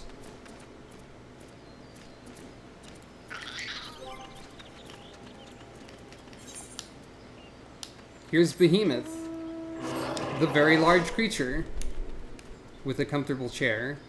We're very reclined in this on this creature. I'm not a big fan of this creature. I don't like looking at it.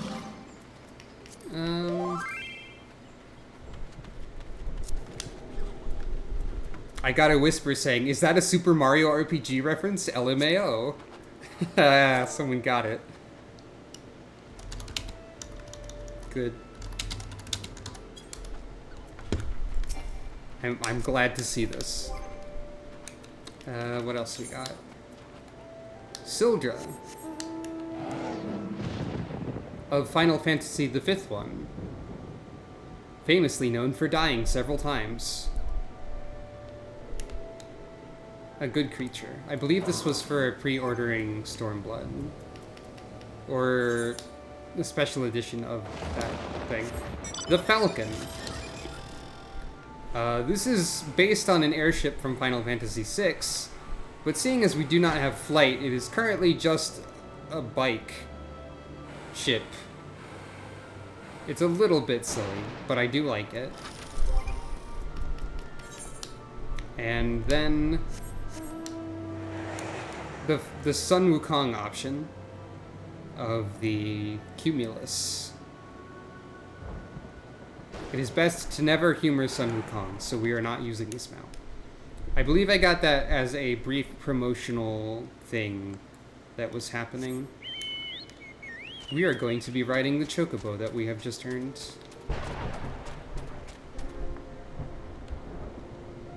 I should make sure I know where this quest actually is, though.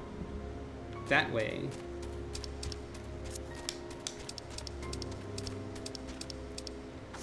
And I should double check if I can get battle Chocobo friends after I go back to Gridania.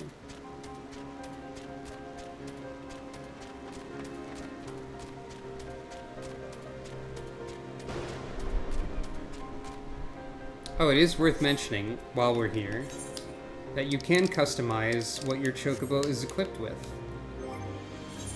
I already have several options due to other promotional things.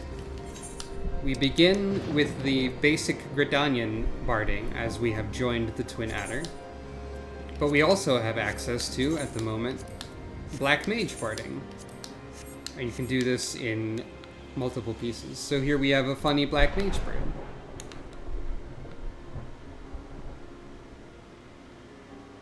This is an option that we have. And we also have the Barding of Light is another option that's available. To look like Warrior of Light Final Fantasy 1. Another good option. Lastly, the secret option that they don't really tell you that you can do is you can unequip Barding. You just have a regular old Chocobo.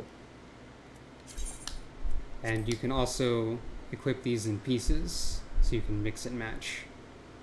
So we can give our Chocobo a little sweater, basically, if we want. It's good.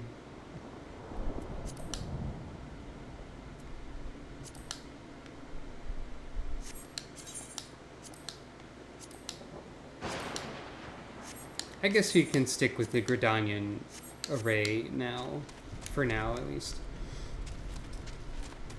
There's an enemy on top of my quest. But it's fine. Hello, Jahantel. Here is a man. Let's see what he has to say. Ah, another guest. You are kind to pay me visit, young one. Naught gives us elderly folk more pleasure than the company of the young. Add that to a steaming pot of tea and the beauty of the Twelveswood, and we could want for little more. Ah, but the curl of your lip tells me that tea and scenery are not what you desire. You seek knowledge of archery, I take it. In which case, I'm afraid I must disappoint you. Sucro, was it?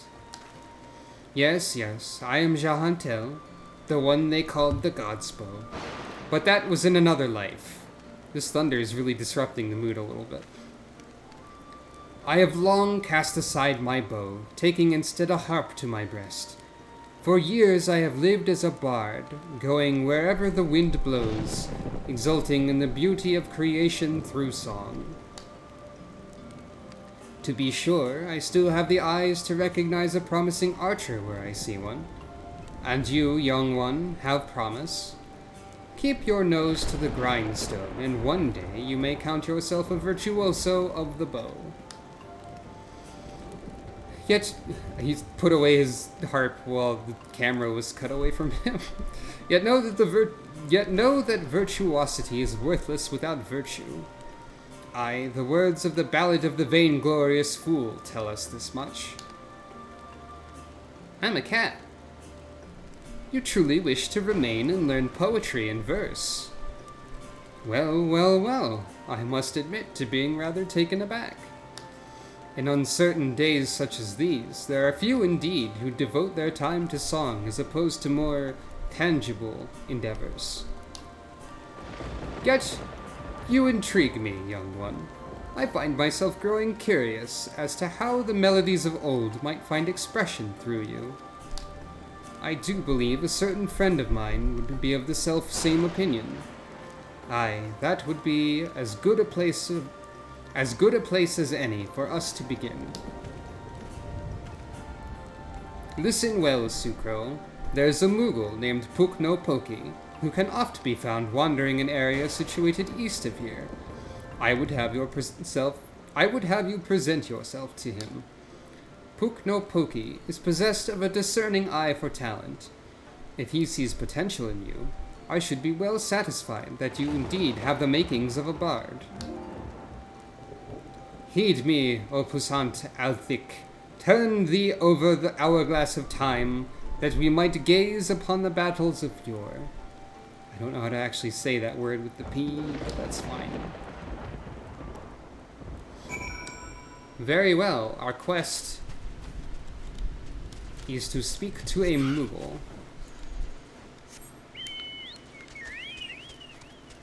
Kupo. It is Moogle time. And that is over in that direction. Understood. I have no interest in fate. Not at the moment.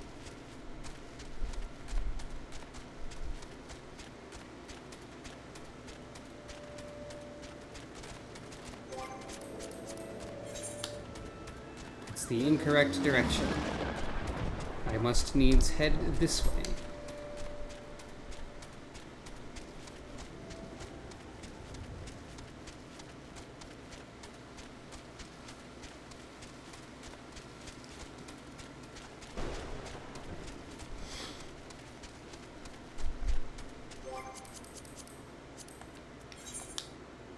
Forgive me for checking my map repeatedly. Oh yeah, Odin's front line is over here. We won't have to worry about that for quite some time, but...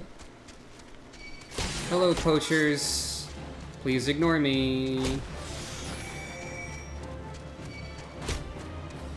I'm not poachable. You cannot defeat me to gain items, or whatever that did in Final Fantasy Tactics, when it was a thing you could do, I think. I think you could poach. Hello, Puk no Poki.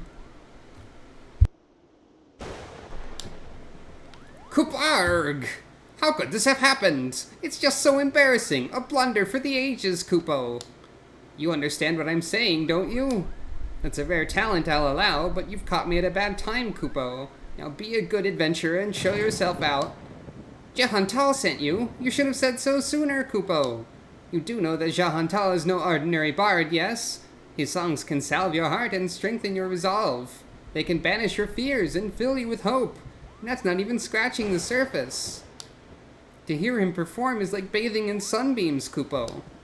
I've asked, begged, and pled more times than I can care to count for Jahantal to stay and sing in the forest. Only now has he deigned to set foot in here again. But he's refusing to sing for us. That's a blatant breach of promise, Kupo. But what's this? Why, your being resonates with the court similar to Jahantal's. Perhaps even identical, Kupo. By the 12, this means that things may yet turn out as planned. Why, you might even have it in you to surpass the man, and that's saying a lot, Kupo. Egads, your coming so excited me by a predicament nigh escaped my mind. There's a charm that I'd meant to give to Jahantal, you see, but it was stolen as I napped, Kupo. I roused just in time to espy the thief and attempted to give chase. Alas, drowsiness robbed me of my balance and I was delayed by this tree. Last I saw of that overbold brigand, he, or possibly she, was scurrying towards Taker's Rot. Kupo. Now, I realize we've only just met, but would you mind recovering the charm and delivering it to Jehantel in my stead? Okay. Are you gonna be okay to, get yourself out of this tree, Kupo? You doing fine? You doing alright? Need I be concerned, Kupo? Yes, yes, poaching.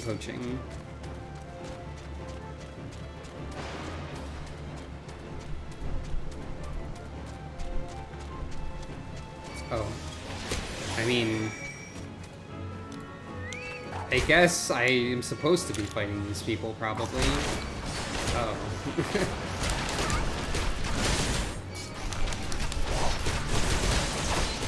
I've gotten myself into a predicament, Kupo. This is what happens when you don't... Uh-oh. Uh-oh.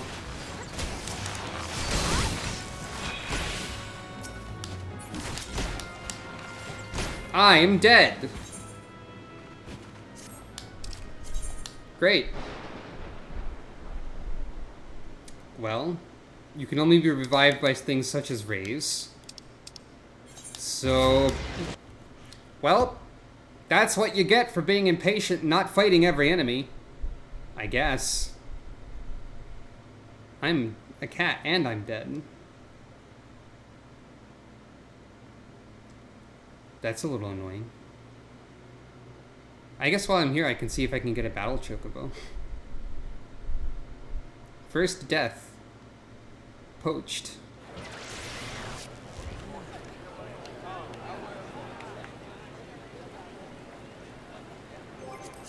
Whoops.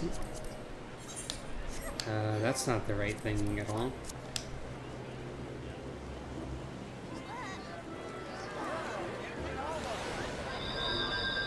Where'd my cat go?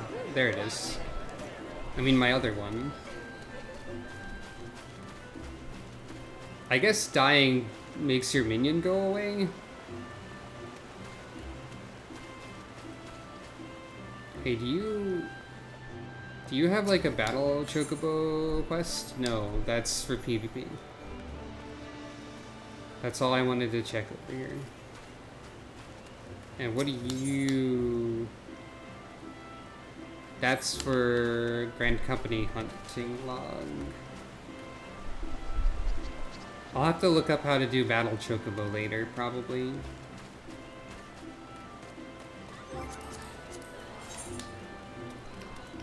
Well, let's try that again. This time with more caution and more patience. Unfortunately.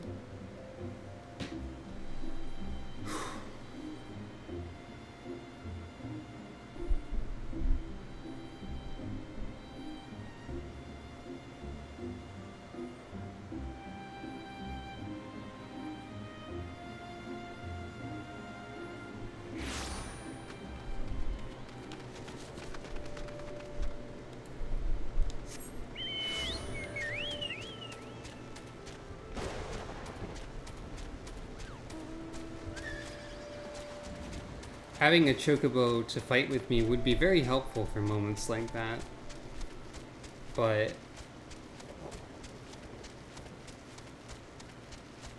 I don't remember how to access such a thing.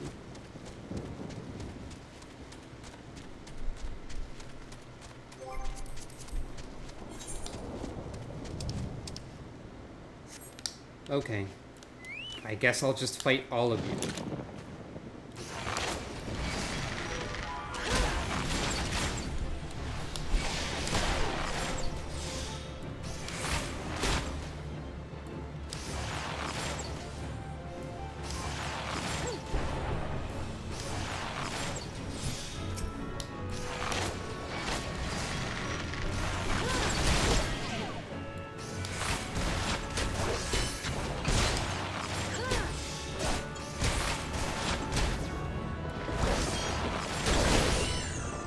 quest is my feisty little chocobo.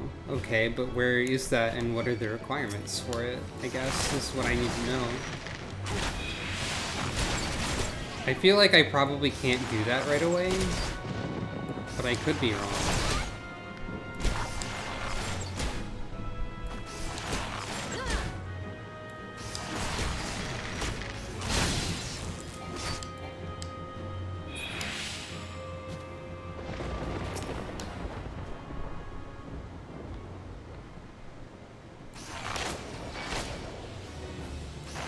Okay, South Shroud.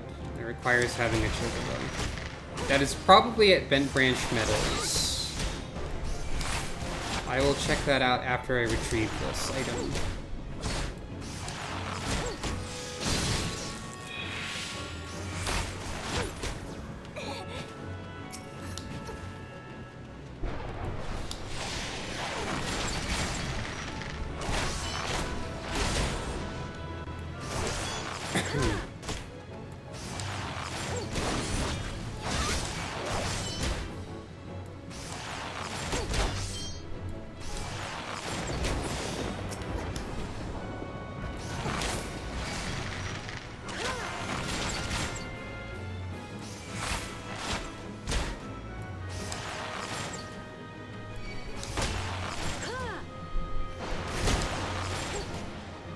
If only my Gaelic cat could help fight, but no.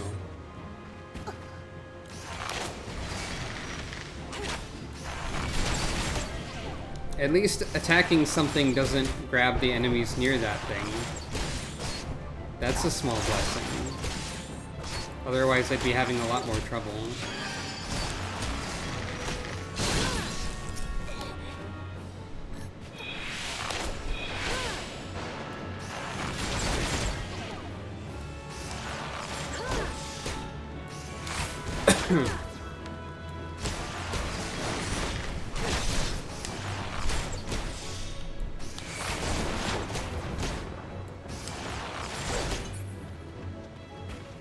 Slowly we are making our way there.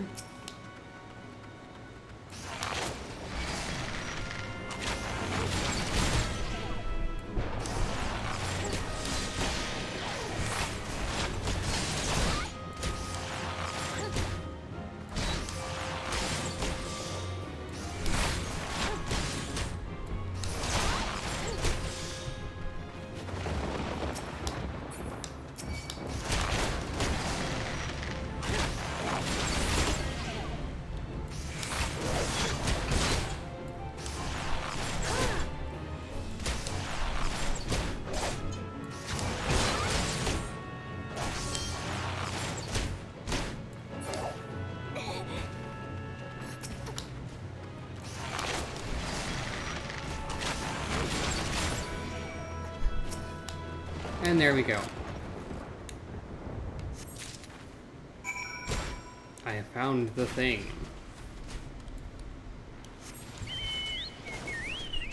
Should be easier to leave here, probably.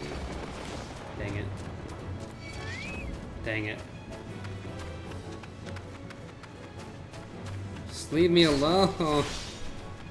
All I want to do is complete quests. Okay, thank you.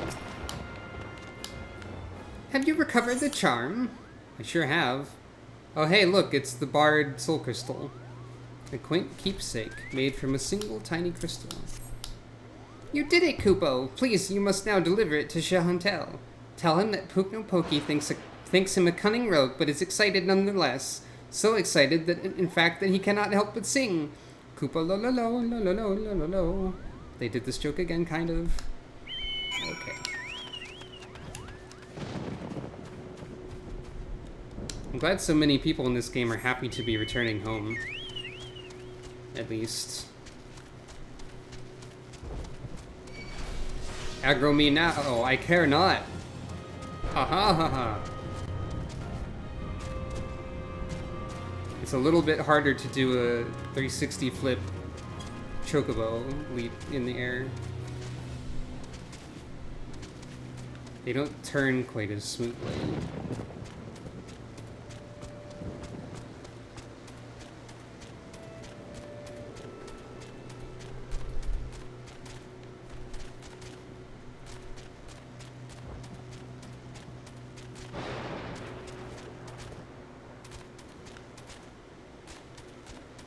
But I'm still trying, dang it. Alright, well there's still a plant next to you.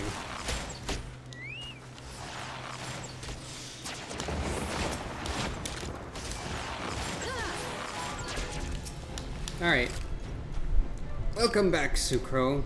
You have a charm and a message for me from Puknopoki, you say? A cunning rogue, am I?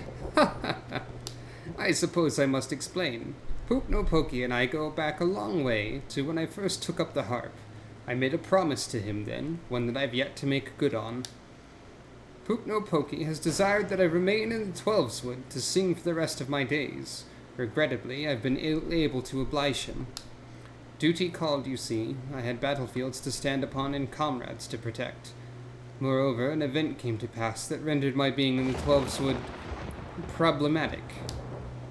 I thought that by taking eager souls such as you under my wing, mayhap it would suffice to appease Puknopoki.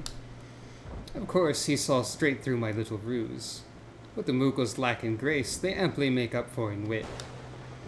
The creatures are great lovers of song. That you return with this charm is proof positive of his high regard for your potential as bard and archer both. The charm is a crystal known as the soul of the bard.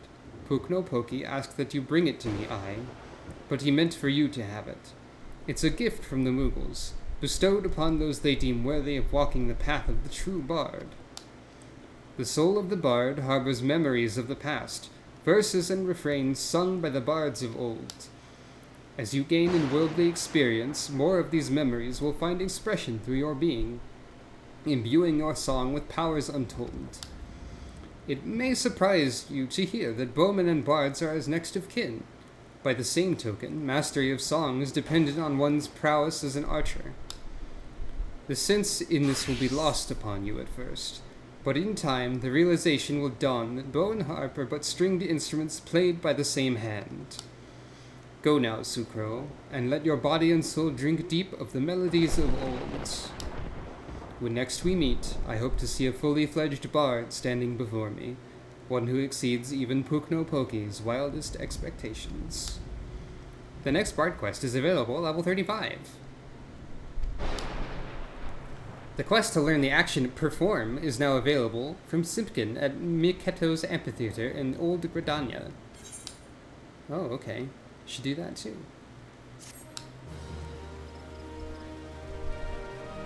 Yeah, strings is the same. That's all there is to it. Bard unlocked.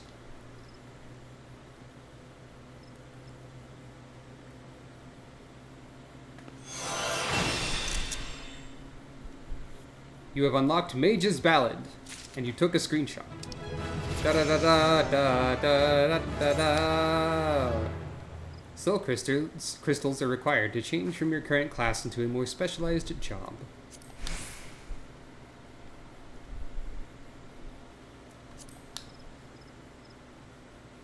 There's no reason to be a class instead, though it makes it sound like there is a downside. And so, we are now a bard.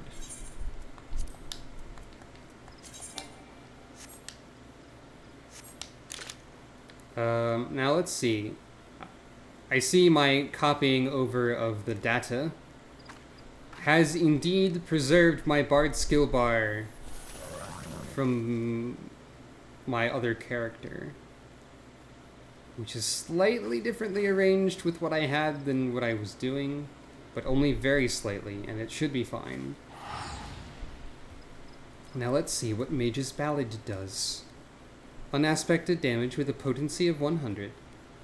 Grant Mage's Ballad to all party members, increasing their damage dealt by 1%. This used to be very different.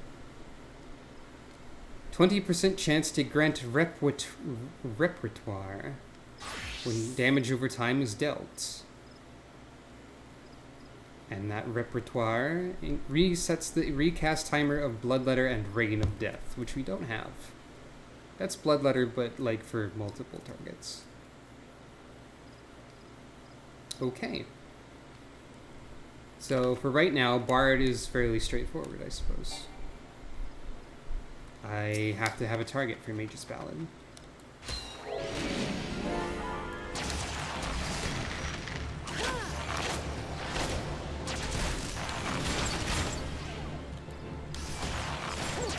can see us gaining a gauge there.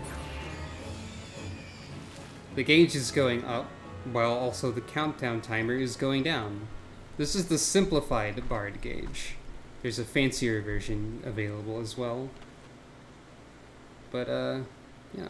We have another UI element in our face. That's probably fine. The HUD layout screen is still kind of scary. Let's move this down a bit. So it's a little bit like, that's probably fine. Now I just have this bar here.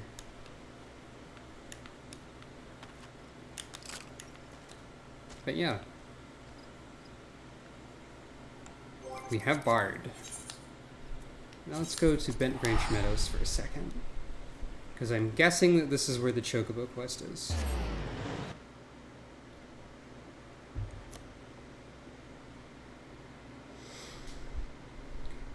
Also, it's worth mentioning that the perform action, I believe you can collect multiple instruments for it, for one. And secondarily, I think there are external programs that people use in order to, like, make it actually work decently. Probably. So maybe we'll figure that out at some point. Now then, X17Y27.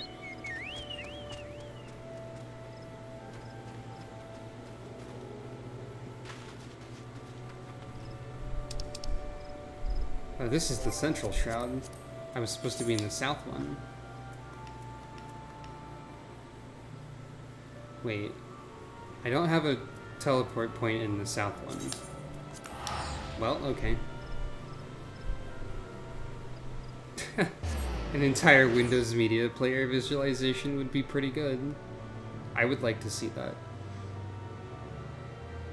I don't really remember how you change the job gauges to and from simple, but I have the simple one just because it takes less UI space.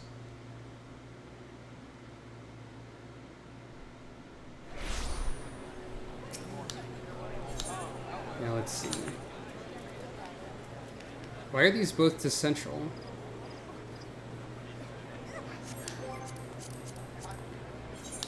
What's even the point?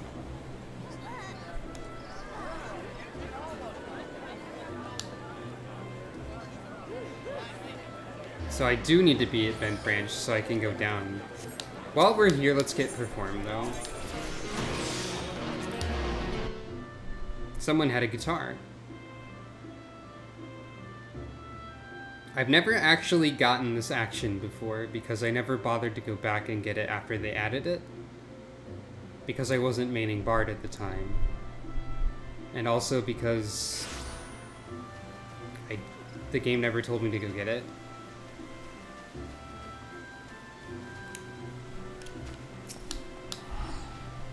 Have you come to listen to the silken strings of Simpkin? That's a name. Traveling troubadour and master minstrel? No? You do, however, have the look of one who lives life on the road. And on the subject of wondrous wanderings and the musical expression thereof, I do mayhap have some small wisdom to offer. When I suddenly find my heart stirred by some spectacle of nature or inspiring act of daring do, I simply let the emotion of the moment flow through my fingers and into my heart. I found no sound to be as achingly beautiful as one born from that instant of genuine joy or wistful sadness. You need no special training or knowledge to give voice to the music of the heart, only a willingness to play the score as it writes itself across your soul. If you can accomplish such a surrender, then you will have created a piece unique unto yourself, and what melody could be more precious? I knew from the moment I laid eyes on you. Here is a woman whose spirit begs for instrumental interpretation. Pray release your inhibitions and favor the world with your performance. Terms and conditions. You're strictly prohibited from performing the music of any third parties. You may record and upload your performance and hereby agree to license such recordings to us for use by Square Enix or others in accordance with the terms of the Final Fantasy XIV Material Usage License. Strictly prohibited from performing the music of third parties, such as the ones that everybody does all the time. To begin, you should simply play whichever notes catch your fancy. Let whimsy carry you up and down the scales. Revel in the soaring heights and plunging depths, until you find a song which resonates with your being. Painted with the experience of your adventures, the timbre and tone will be yours and yours alone. I wonder what manner of music will fill the air. May the wind catch your composition and deliver it unto my covetous ear. You've learned Perform. When playing as a bard, performance actions can be found in the Actions and Traits window, accessed under Character in the main menu. Use your harp to create sweet, sweet music. Select a sound from Performance. And use the keyboard to create your masterpiece. Okay. Sure. I'll do that. I'll do that right now, I guess. Oh, there are many options. Harp, piano, lute, oboe, flute, fiddle, clarinet, fife, panpipes, etc., etc. I thought maybe you'd have to unlock these.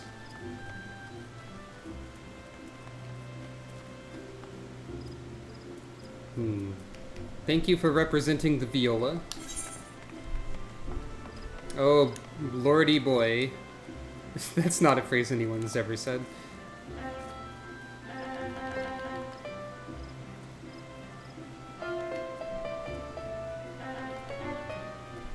Wow, okay. So... interesting.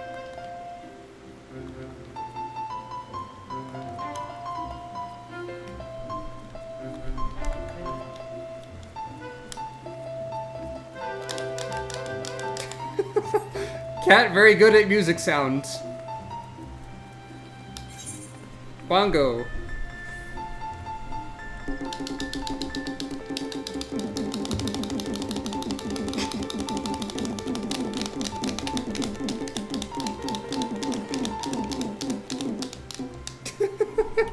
Excellent performance, Sucro.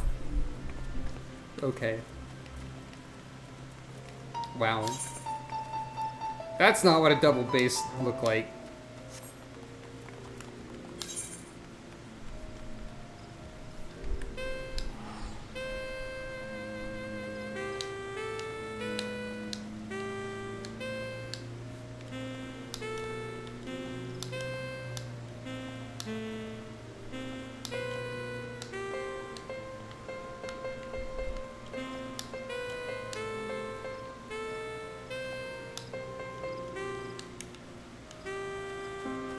She looks so determined with this trumpet to me. What else do we have in here? Flute. I'll figure something out that I can do with this at some point, I'm sure.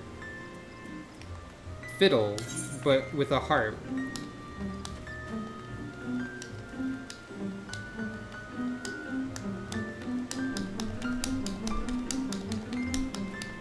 Okay, sure.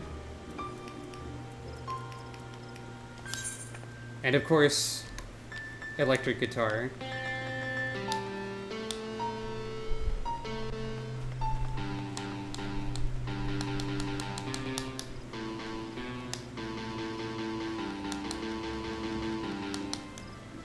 I can do that. I can do the most basics of Finals Fantasy.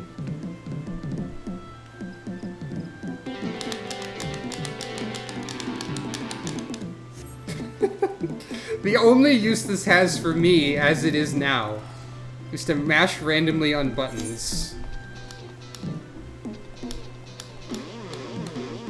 Oh, good.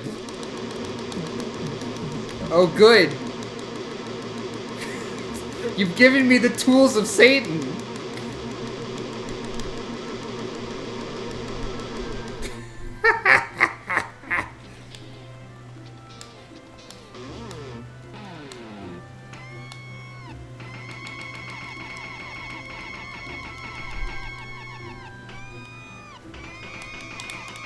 This is truly hell. Okay. So if I ever need to destroy someone, I know how to do it.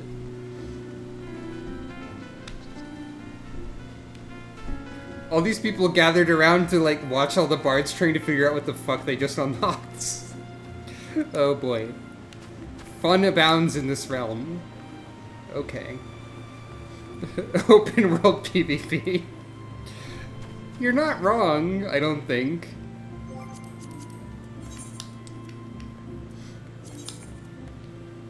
Oh. Wait, did I just teleport to Bent Branch? I hope I did, because that's probably where I want to be going. I had no idea that bards had this much power.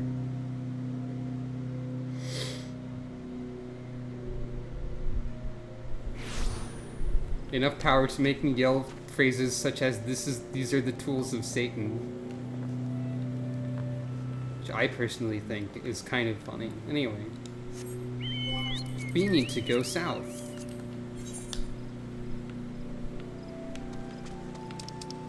In order to learn how to make our Chocobo kick someone in the head. Let us go forth, boaster.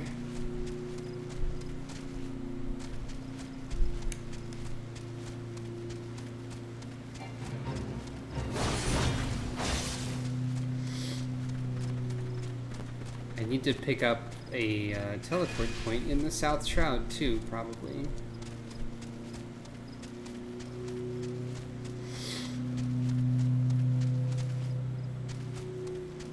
The lawn is being mowed outside.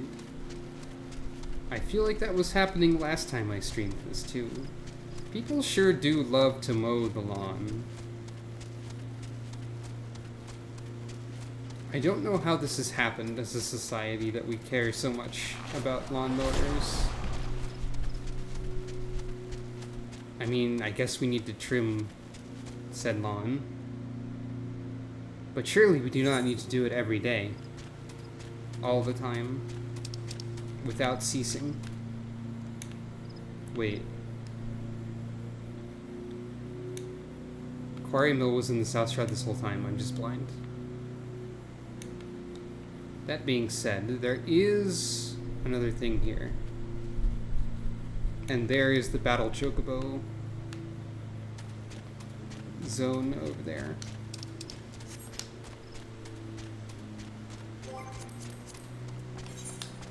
The only reason I could not see the teleport point for South Shroud that I already had was probably just because I don't read things correctly. I was going to say it's because I was already there, but you would still be able to see it if that were the reason. I'm pretty sure.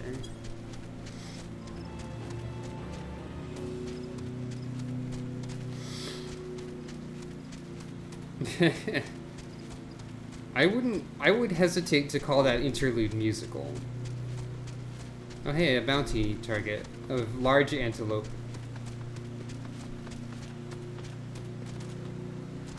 I'm very good at crossing a bridge.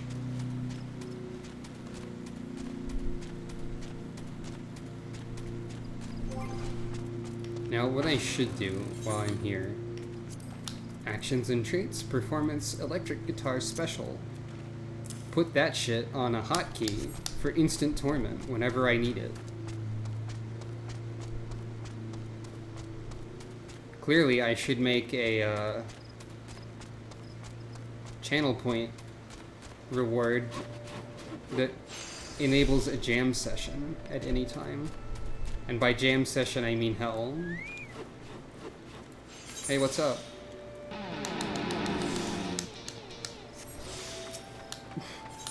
This is just a normal thing that I can do now.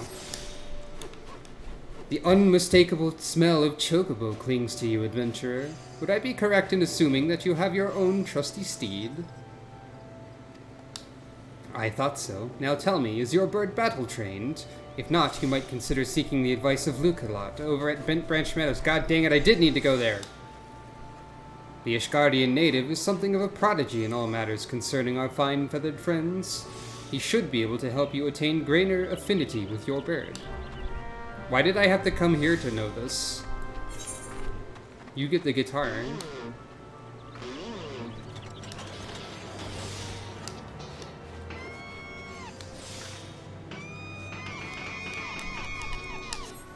Okay, that's enough of that. Truly, I've chosen the most obnoxious possible job class to stream as.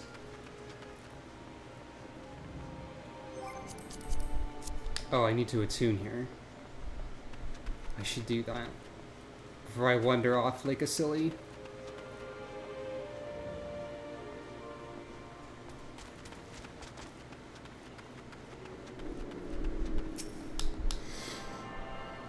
I think as I said, I think there are like external programs that are configured to enable you to play a song that you feed into them easily. Someone's got the car already. We'll be seeing that much later. Why am I walking? Yeah, we did help this guy with egg before. But we must visit him again for his knowledge about how to make a bird kick people in the head. Which is a very specialized sort of discipline. Not everybody knows how to make a bird kick someone in the head, you know.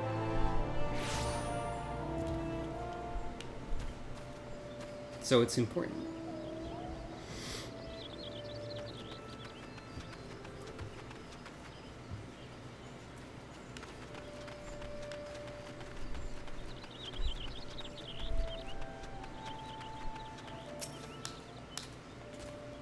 Good morrow to you, Sucro. Is there something you need?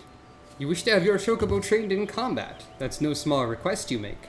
Riding your bird is one thing. Asking it to take hurts in your name is quite another. I will help train your Chocobo, but on the promise that you will never unduly expose it to danger. Do I have your word? Very well. To begin, we'll need a bunch of Gishel greens.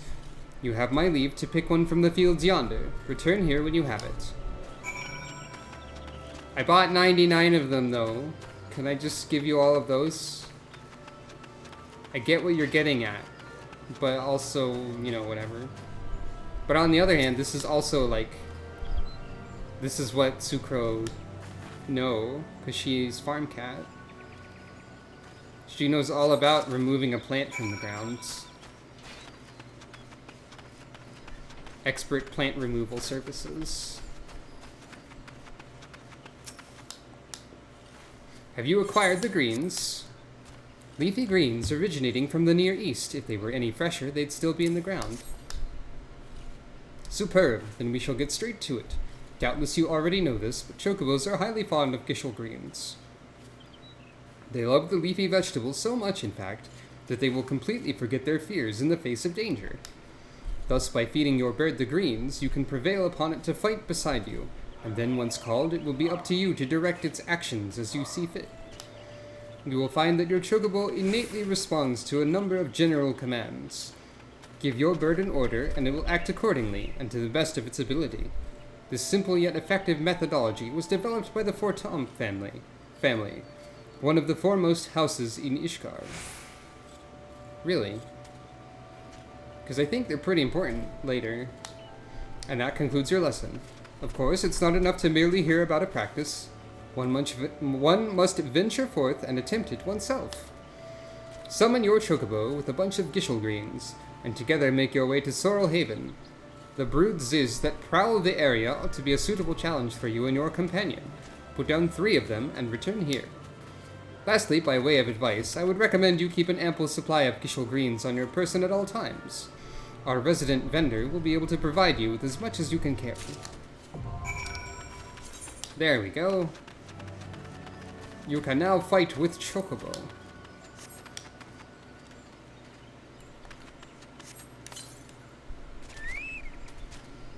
That's him.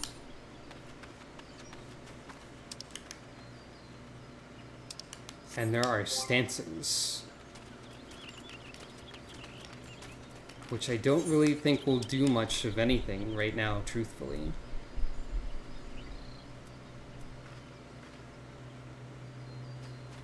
so it's not really a big deal.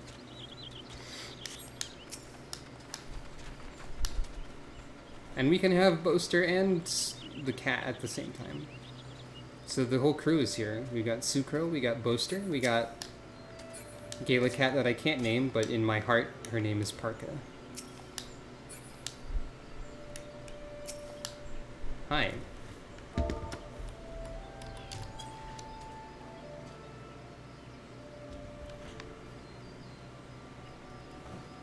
Hey Boaster, you wanna rock out? No? Okay.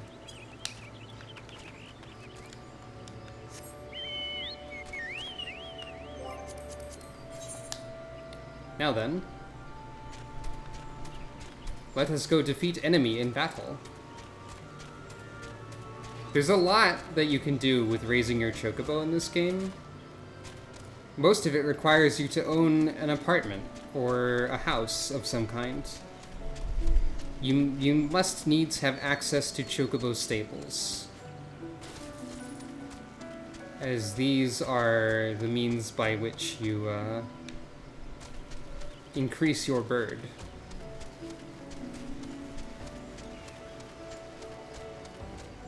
They're also the means by which you can change your Chocobo's color, should you choose to.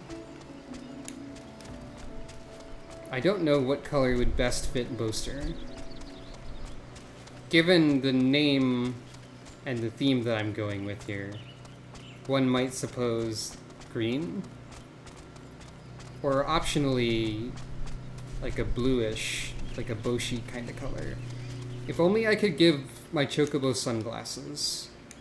Maybe there is a way to give my Chocobo sunglasses. I haven't looked at the barding options recently. If there's a way to give my Chocobo sunglasses, I need to know that there's a way to give my Chocobo sunglasses. Anyways.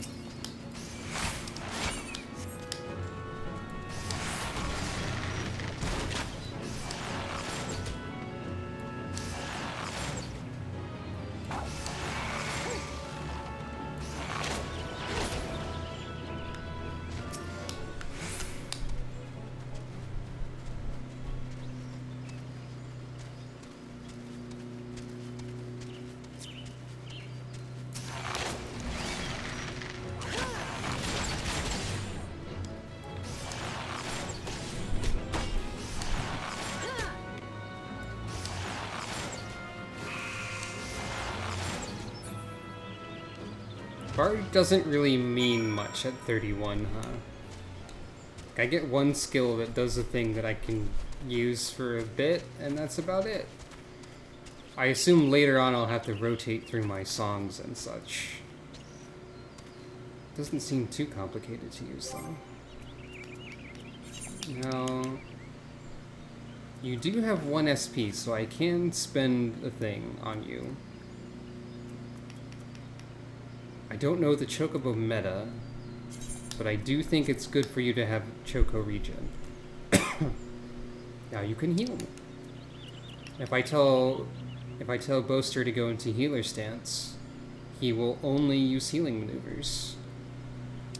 But that might be a bit of a waste. I don't know.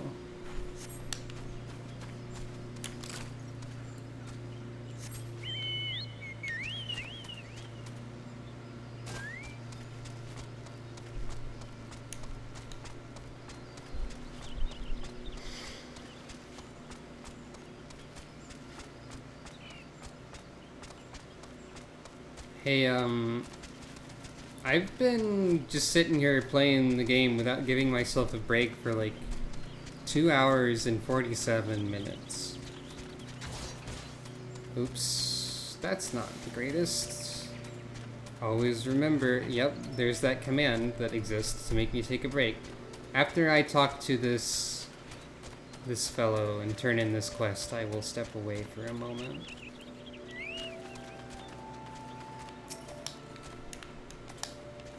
You've successfully negotiated your first few battles with your Chocobo.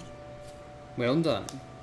Tell me, how did it feel? Was it not supremely reassuring fighting with your feathered companion? Your Chocobo can make up for your shortcomings or build upon your strengths. Indeed, there are countless ways the two of you might complement one another. Through some experimentation, you will come to find the approach that serves you best. Before I forget, one last parting gift, a saddlebag for your Chocobo. Carrying Geishel greens can become quite cumbersome after all, and there should be sufficient room in your personal belongings should the need arise. I pray it serves you well on your travels. You now have an extra bit of inventory space, kind of. What is this? Ah. This is for learning how to give bird food with house.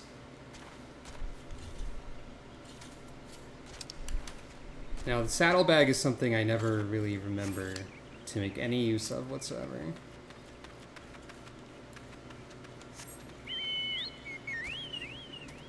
That said,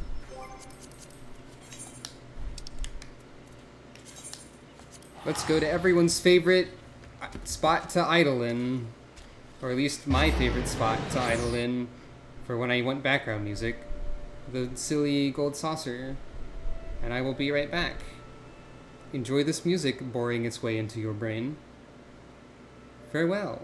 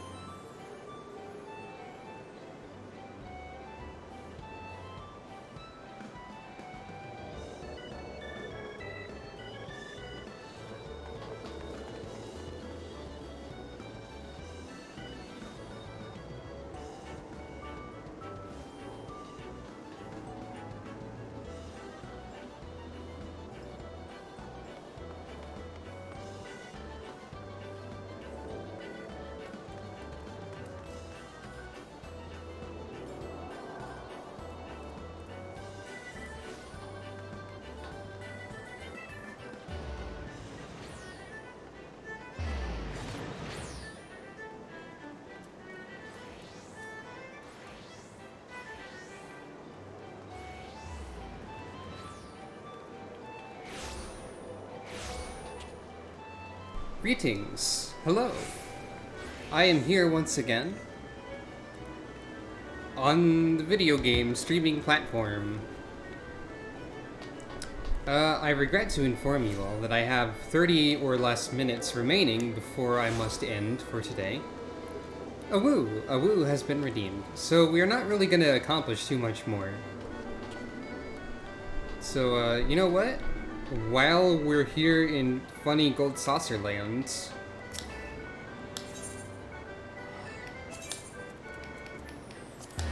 let's engage with a little bit of a diversion, perhaps. Let's do a little bit of Chocobo racing to round off the stream.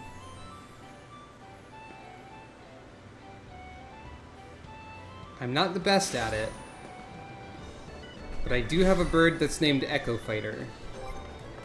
When you register a Chocobo racing bird, you must choose the names from a list. You pick 2 words from a giant list, like you were saying funny words in Pokemon Emeralds.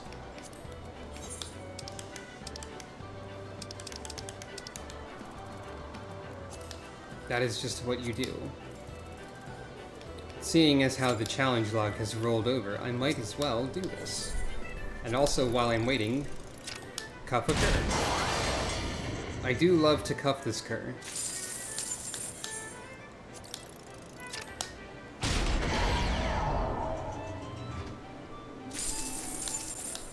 Sucro must earn many MGP in order to buy a car later. And because lots of people are trying to earn MGP, there are many players participating in these Chocobo races.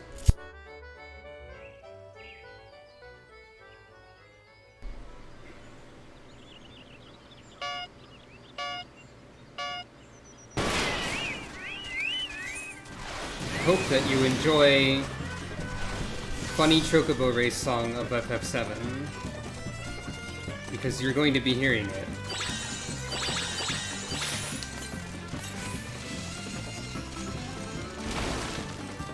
I was totally out of range of the— oh no.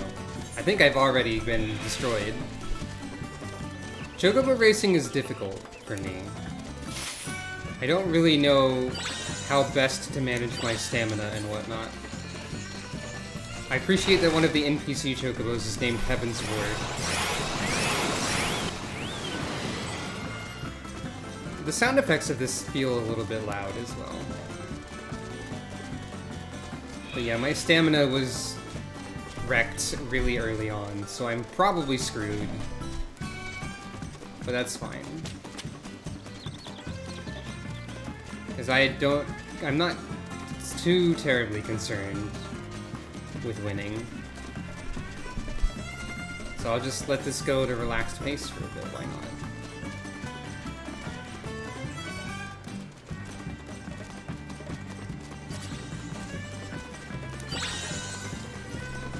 That's not the most helpful item that I could be getting.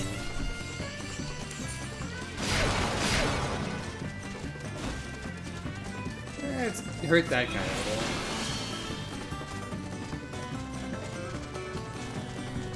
little. Okay. Didn't jump early enough, I think. Well, I'm doing real bad.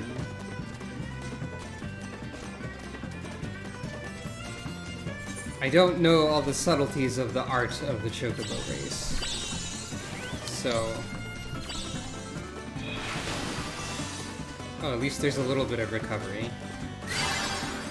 That's helpful.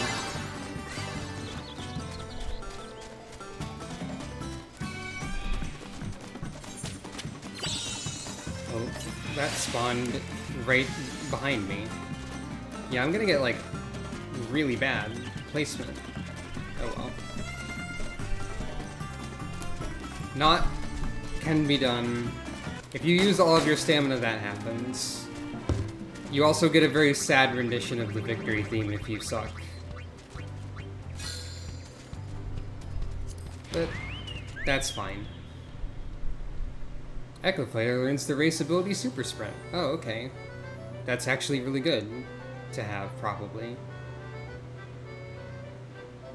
Now, if you want to be like a super pro Chocobo racing expert master, then there are elaborate guides for that, lest you wonder. But hey, a random other event is taking place in the Gold Saucer. What could that be? Is it Yojimbo's event? There's not much else you can call such a thing.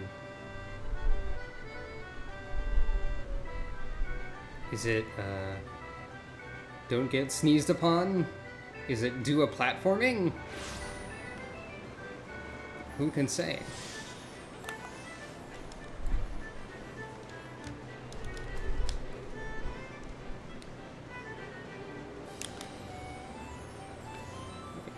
Where am I going?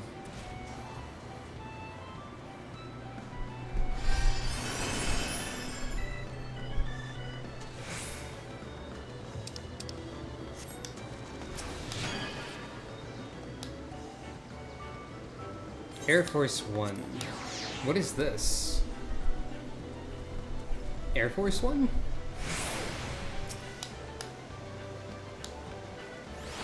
Break the targets to earn as many points as you can. Avoid the ruby bombs.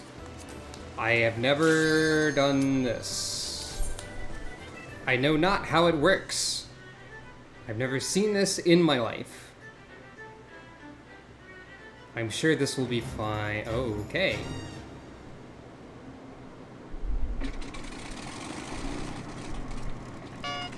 Oh boy.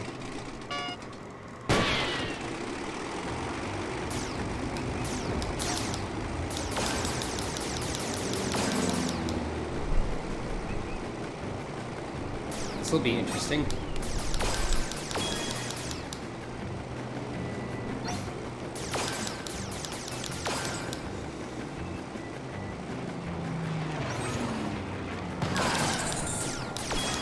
Can I? Yeah, I can. Yeah, I'll switch the mouse for this.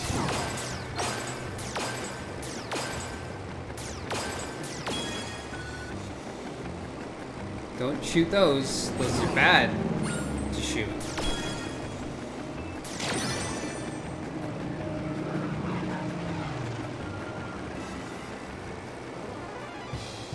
Shoot as many targets as you can.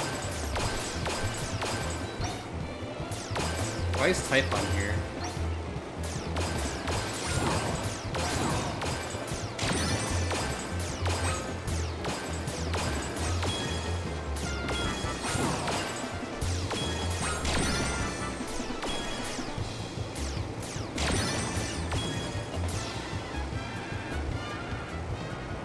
Okay.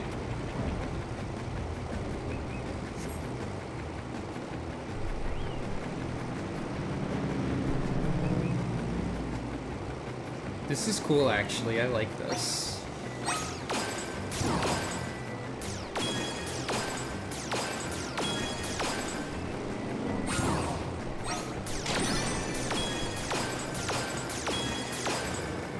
Not a perfect score or anything, but pretty good.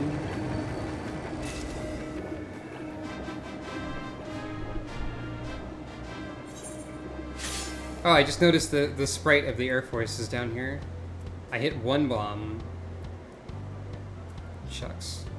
But this is the sprite of the Air Force boss from FF6, which is also obtainable as a mount if you get it as a drop from a Savage raid. Like the kind of person who does that.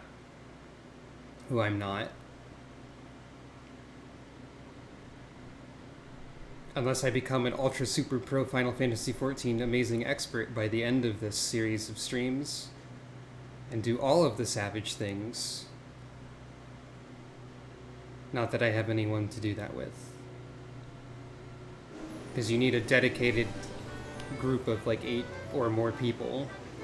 And I do not have such a thing. I think you can do those as like pickup groups, but it's a nightmare. Why would you do that? Though. Let's do one more Chocobo Race. Why not? And also observe the various sorts of people around these parts. Many people are here.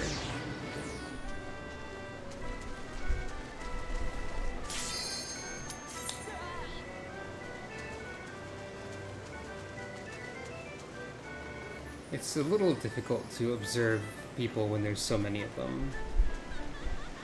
Oh, wow, a Chocobo Race that's almost full of people. One of them fell asleep at the Chocobo. There we go. Let us do this one more race. And then probably that's a good time to call it. Our other Chocobo names that we've got from other players: Grim, Tornado Biscuit, Azure Ghost, Gold Cart, Gray Fox, Dore, and also the NPC one, Common Bird. Should I use this immediately? Maybe. No, I should not have used that. Whoa, whoa, whoa, whoa, whoa. My stamina is dying. What on earth? This is the worst thing I could have. Sprint without weather or terrain penalties until all stamina is sprint. I should have read that first before I used it, because now I am super fucked. Okay, that is kind of bonkers, but whatever. At least it was funny. And a meteor has landed on my head. It's fine. It's totally fine. Everyone's catching up. It's fine. That is kind of a substantial lead, but it's definitely not going to be enough because everyone is definitely going to pass me and I'm going to get last. I am a fool who does not read her buttons. Ah, you think you could best me? Take this Graviball. Now you can still best me. But I'm also in your way a little bit. Yep, there goes everybody. Bye, everybody. See you at the finish line, everybody. I'm in literally last place now. Reading is fundamental, kids. Let this be the lesson that you take away from today. Always take the time to read things, even in the midst of action, lest you be caught unprepared by your own foolishness. Is there a special fanfare for getting 8th place?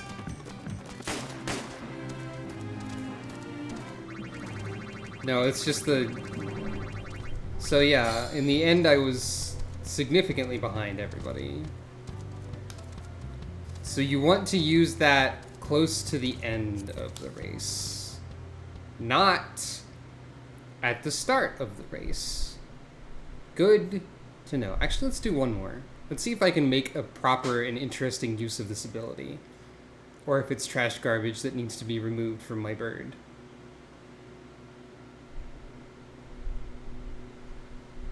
Chocobo races are kind of fun, even though they're also kind of nonsense. I'm in a place where it's difficult to load after a race.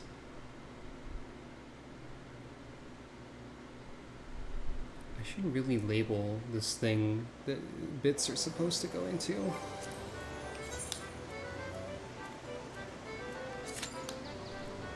Because, like, the thing that's above my face right now in the world of the stream, it's not obvious what that is, right? It's like a mystery pachinko device. There's a slightly brighter pixel mass in it, but what does that mean? Is it obviously a bit cup?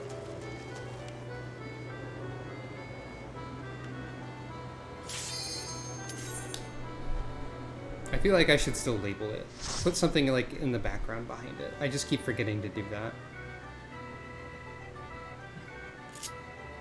Alright. Let's see if I can redeem myself.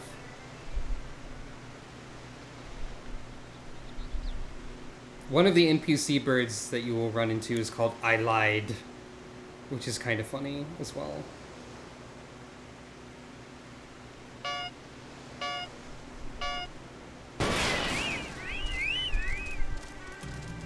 So my bird's other ability is to start the race at maximum speed, which actually means the stamina is draining immediately. Like, more than usual.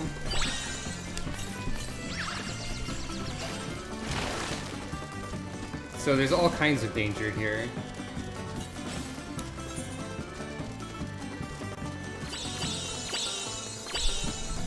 I didn't get an item from you?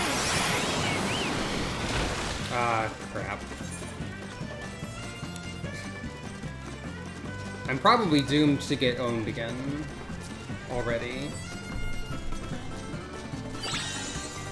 Why am I not getting items?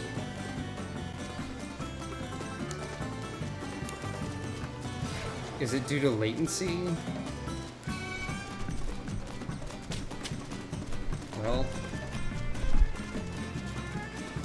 without item, Chocobo is just a bird.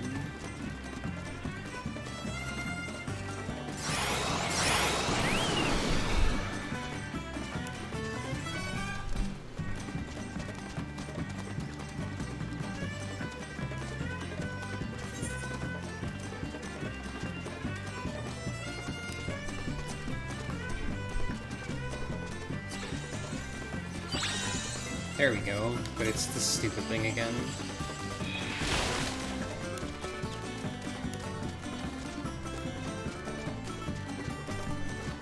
And my stamina is so depleted that I will not get anything out of Super Sprint. Chocobo racing is a farce. What if I just do it? Yeah, it does nothing. Yeah, great. Awesome. Stamina swapper. Oh, okay. I don't know with whom I swapped stamina, but I guess I did. No. Oh. Well, fourth is okay. So, well, at least I got MGP for it.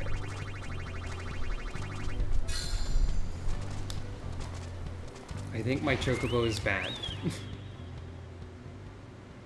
Anyway, thank you all for watching.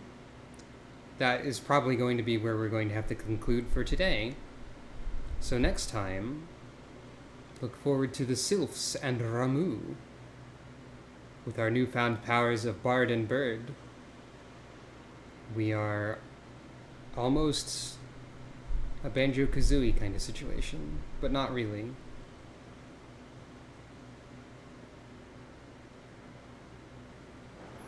Before I actually cancel the stream, I mean, like, shut down, it's important that Sucro goes to bed. Why did you stop teleporting? Why? I definitely have some latency with this server. Which makes sense because this is the data center on the other side of the country. From me. But it seems to be mostly fine when it's really important.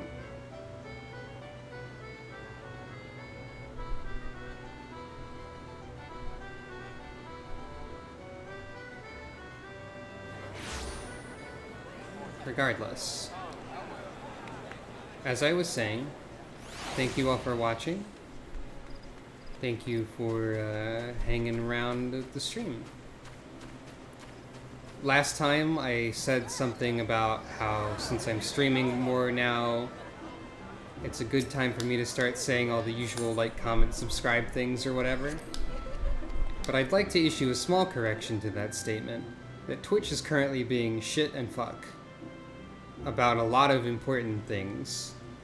So it's actually less of a good idea to, say, subscribe through Twitch than it is to do something if you wanted to support me, such as Patreon or Ko-Fi. since they're doing a rather bad job of handling all this hate raid stuff that's happening. So if you do want to support me, there are many options available to you, which I believe are all below the stream. And you can still, I guess, choose to like follow or whatever, but that is up to you. And I will appreciate anything that you do very much.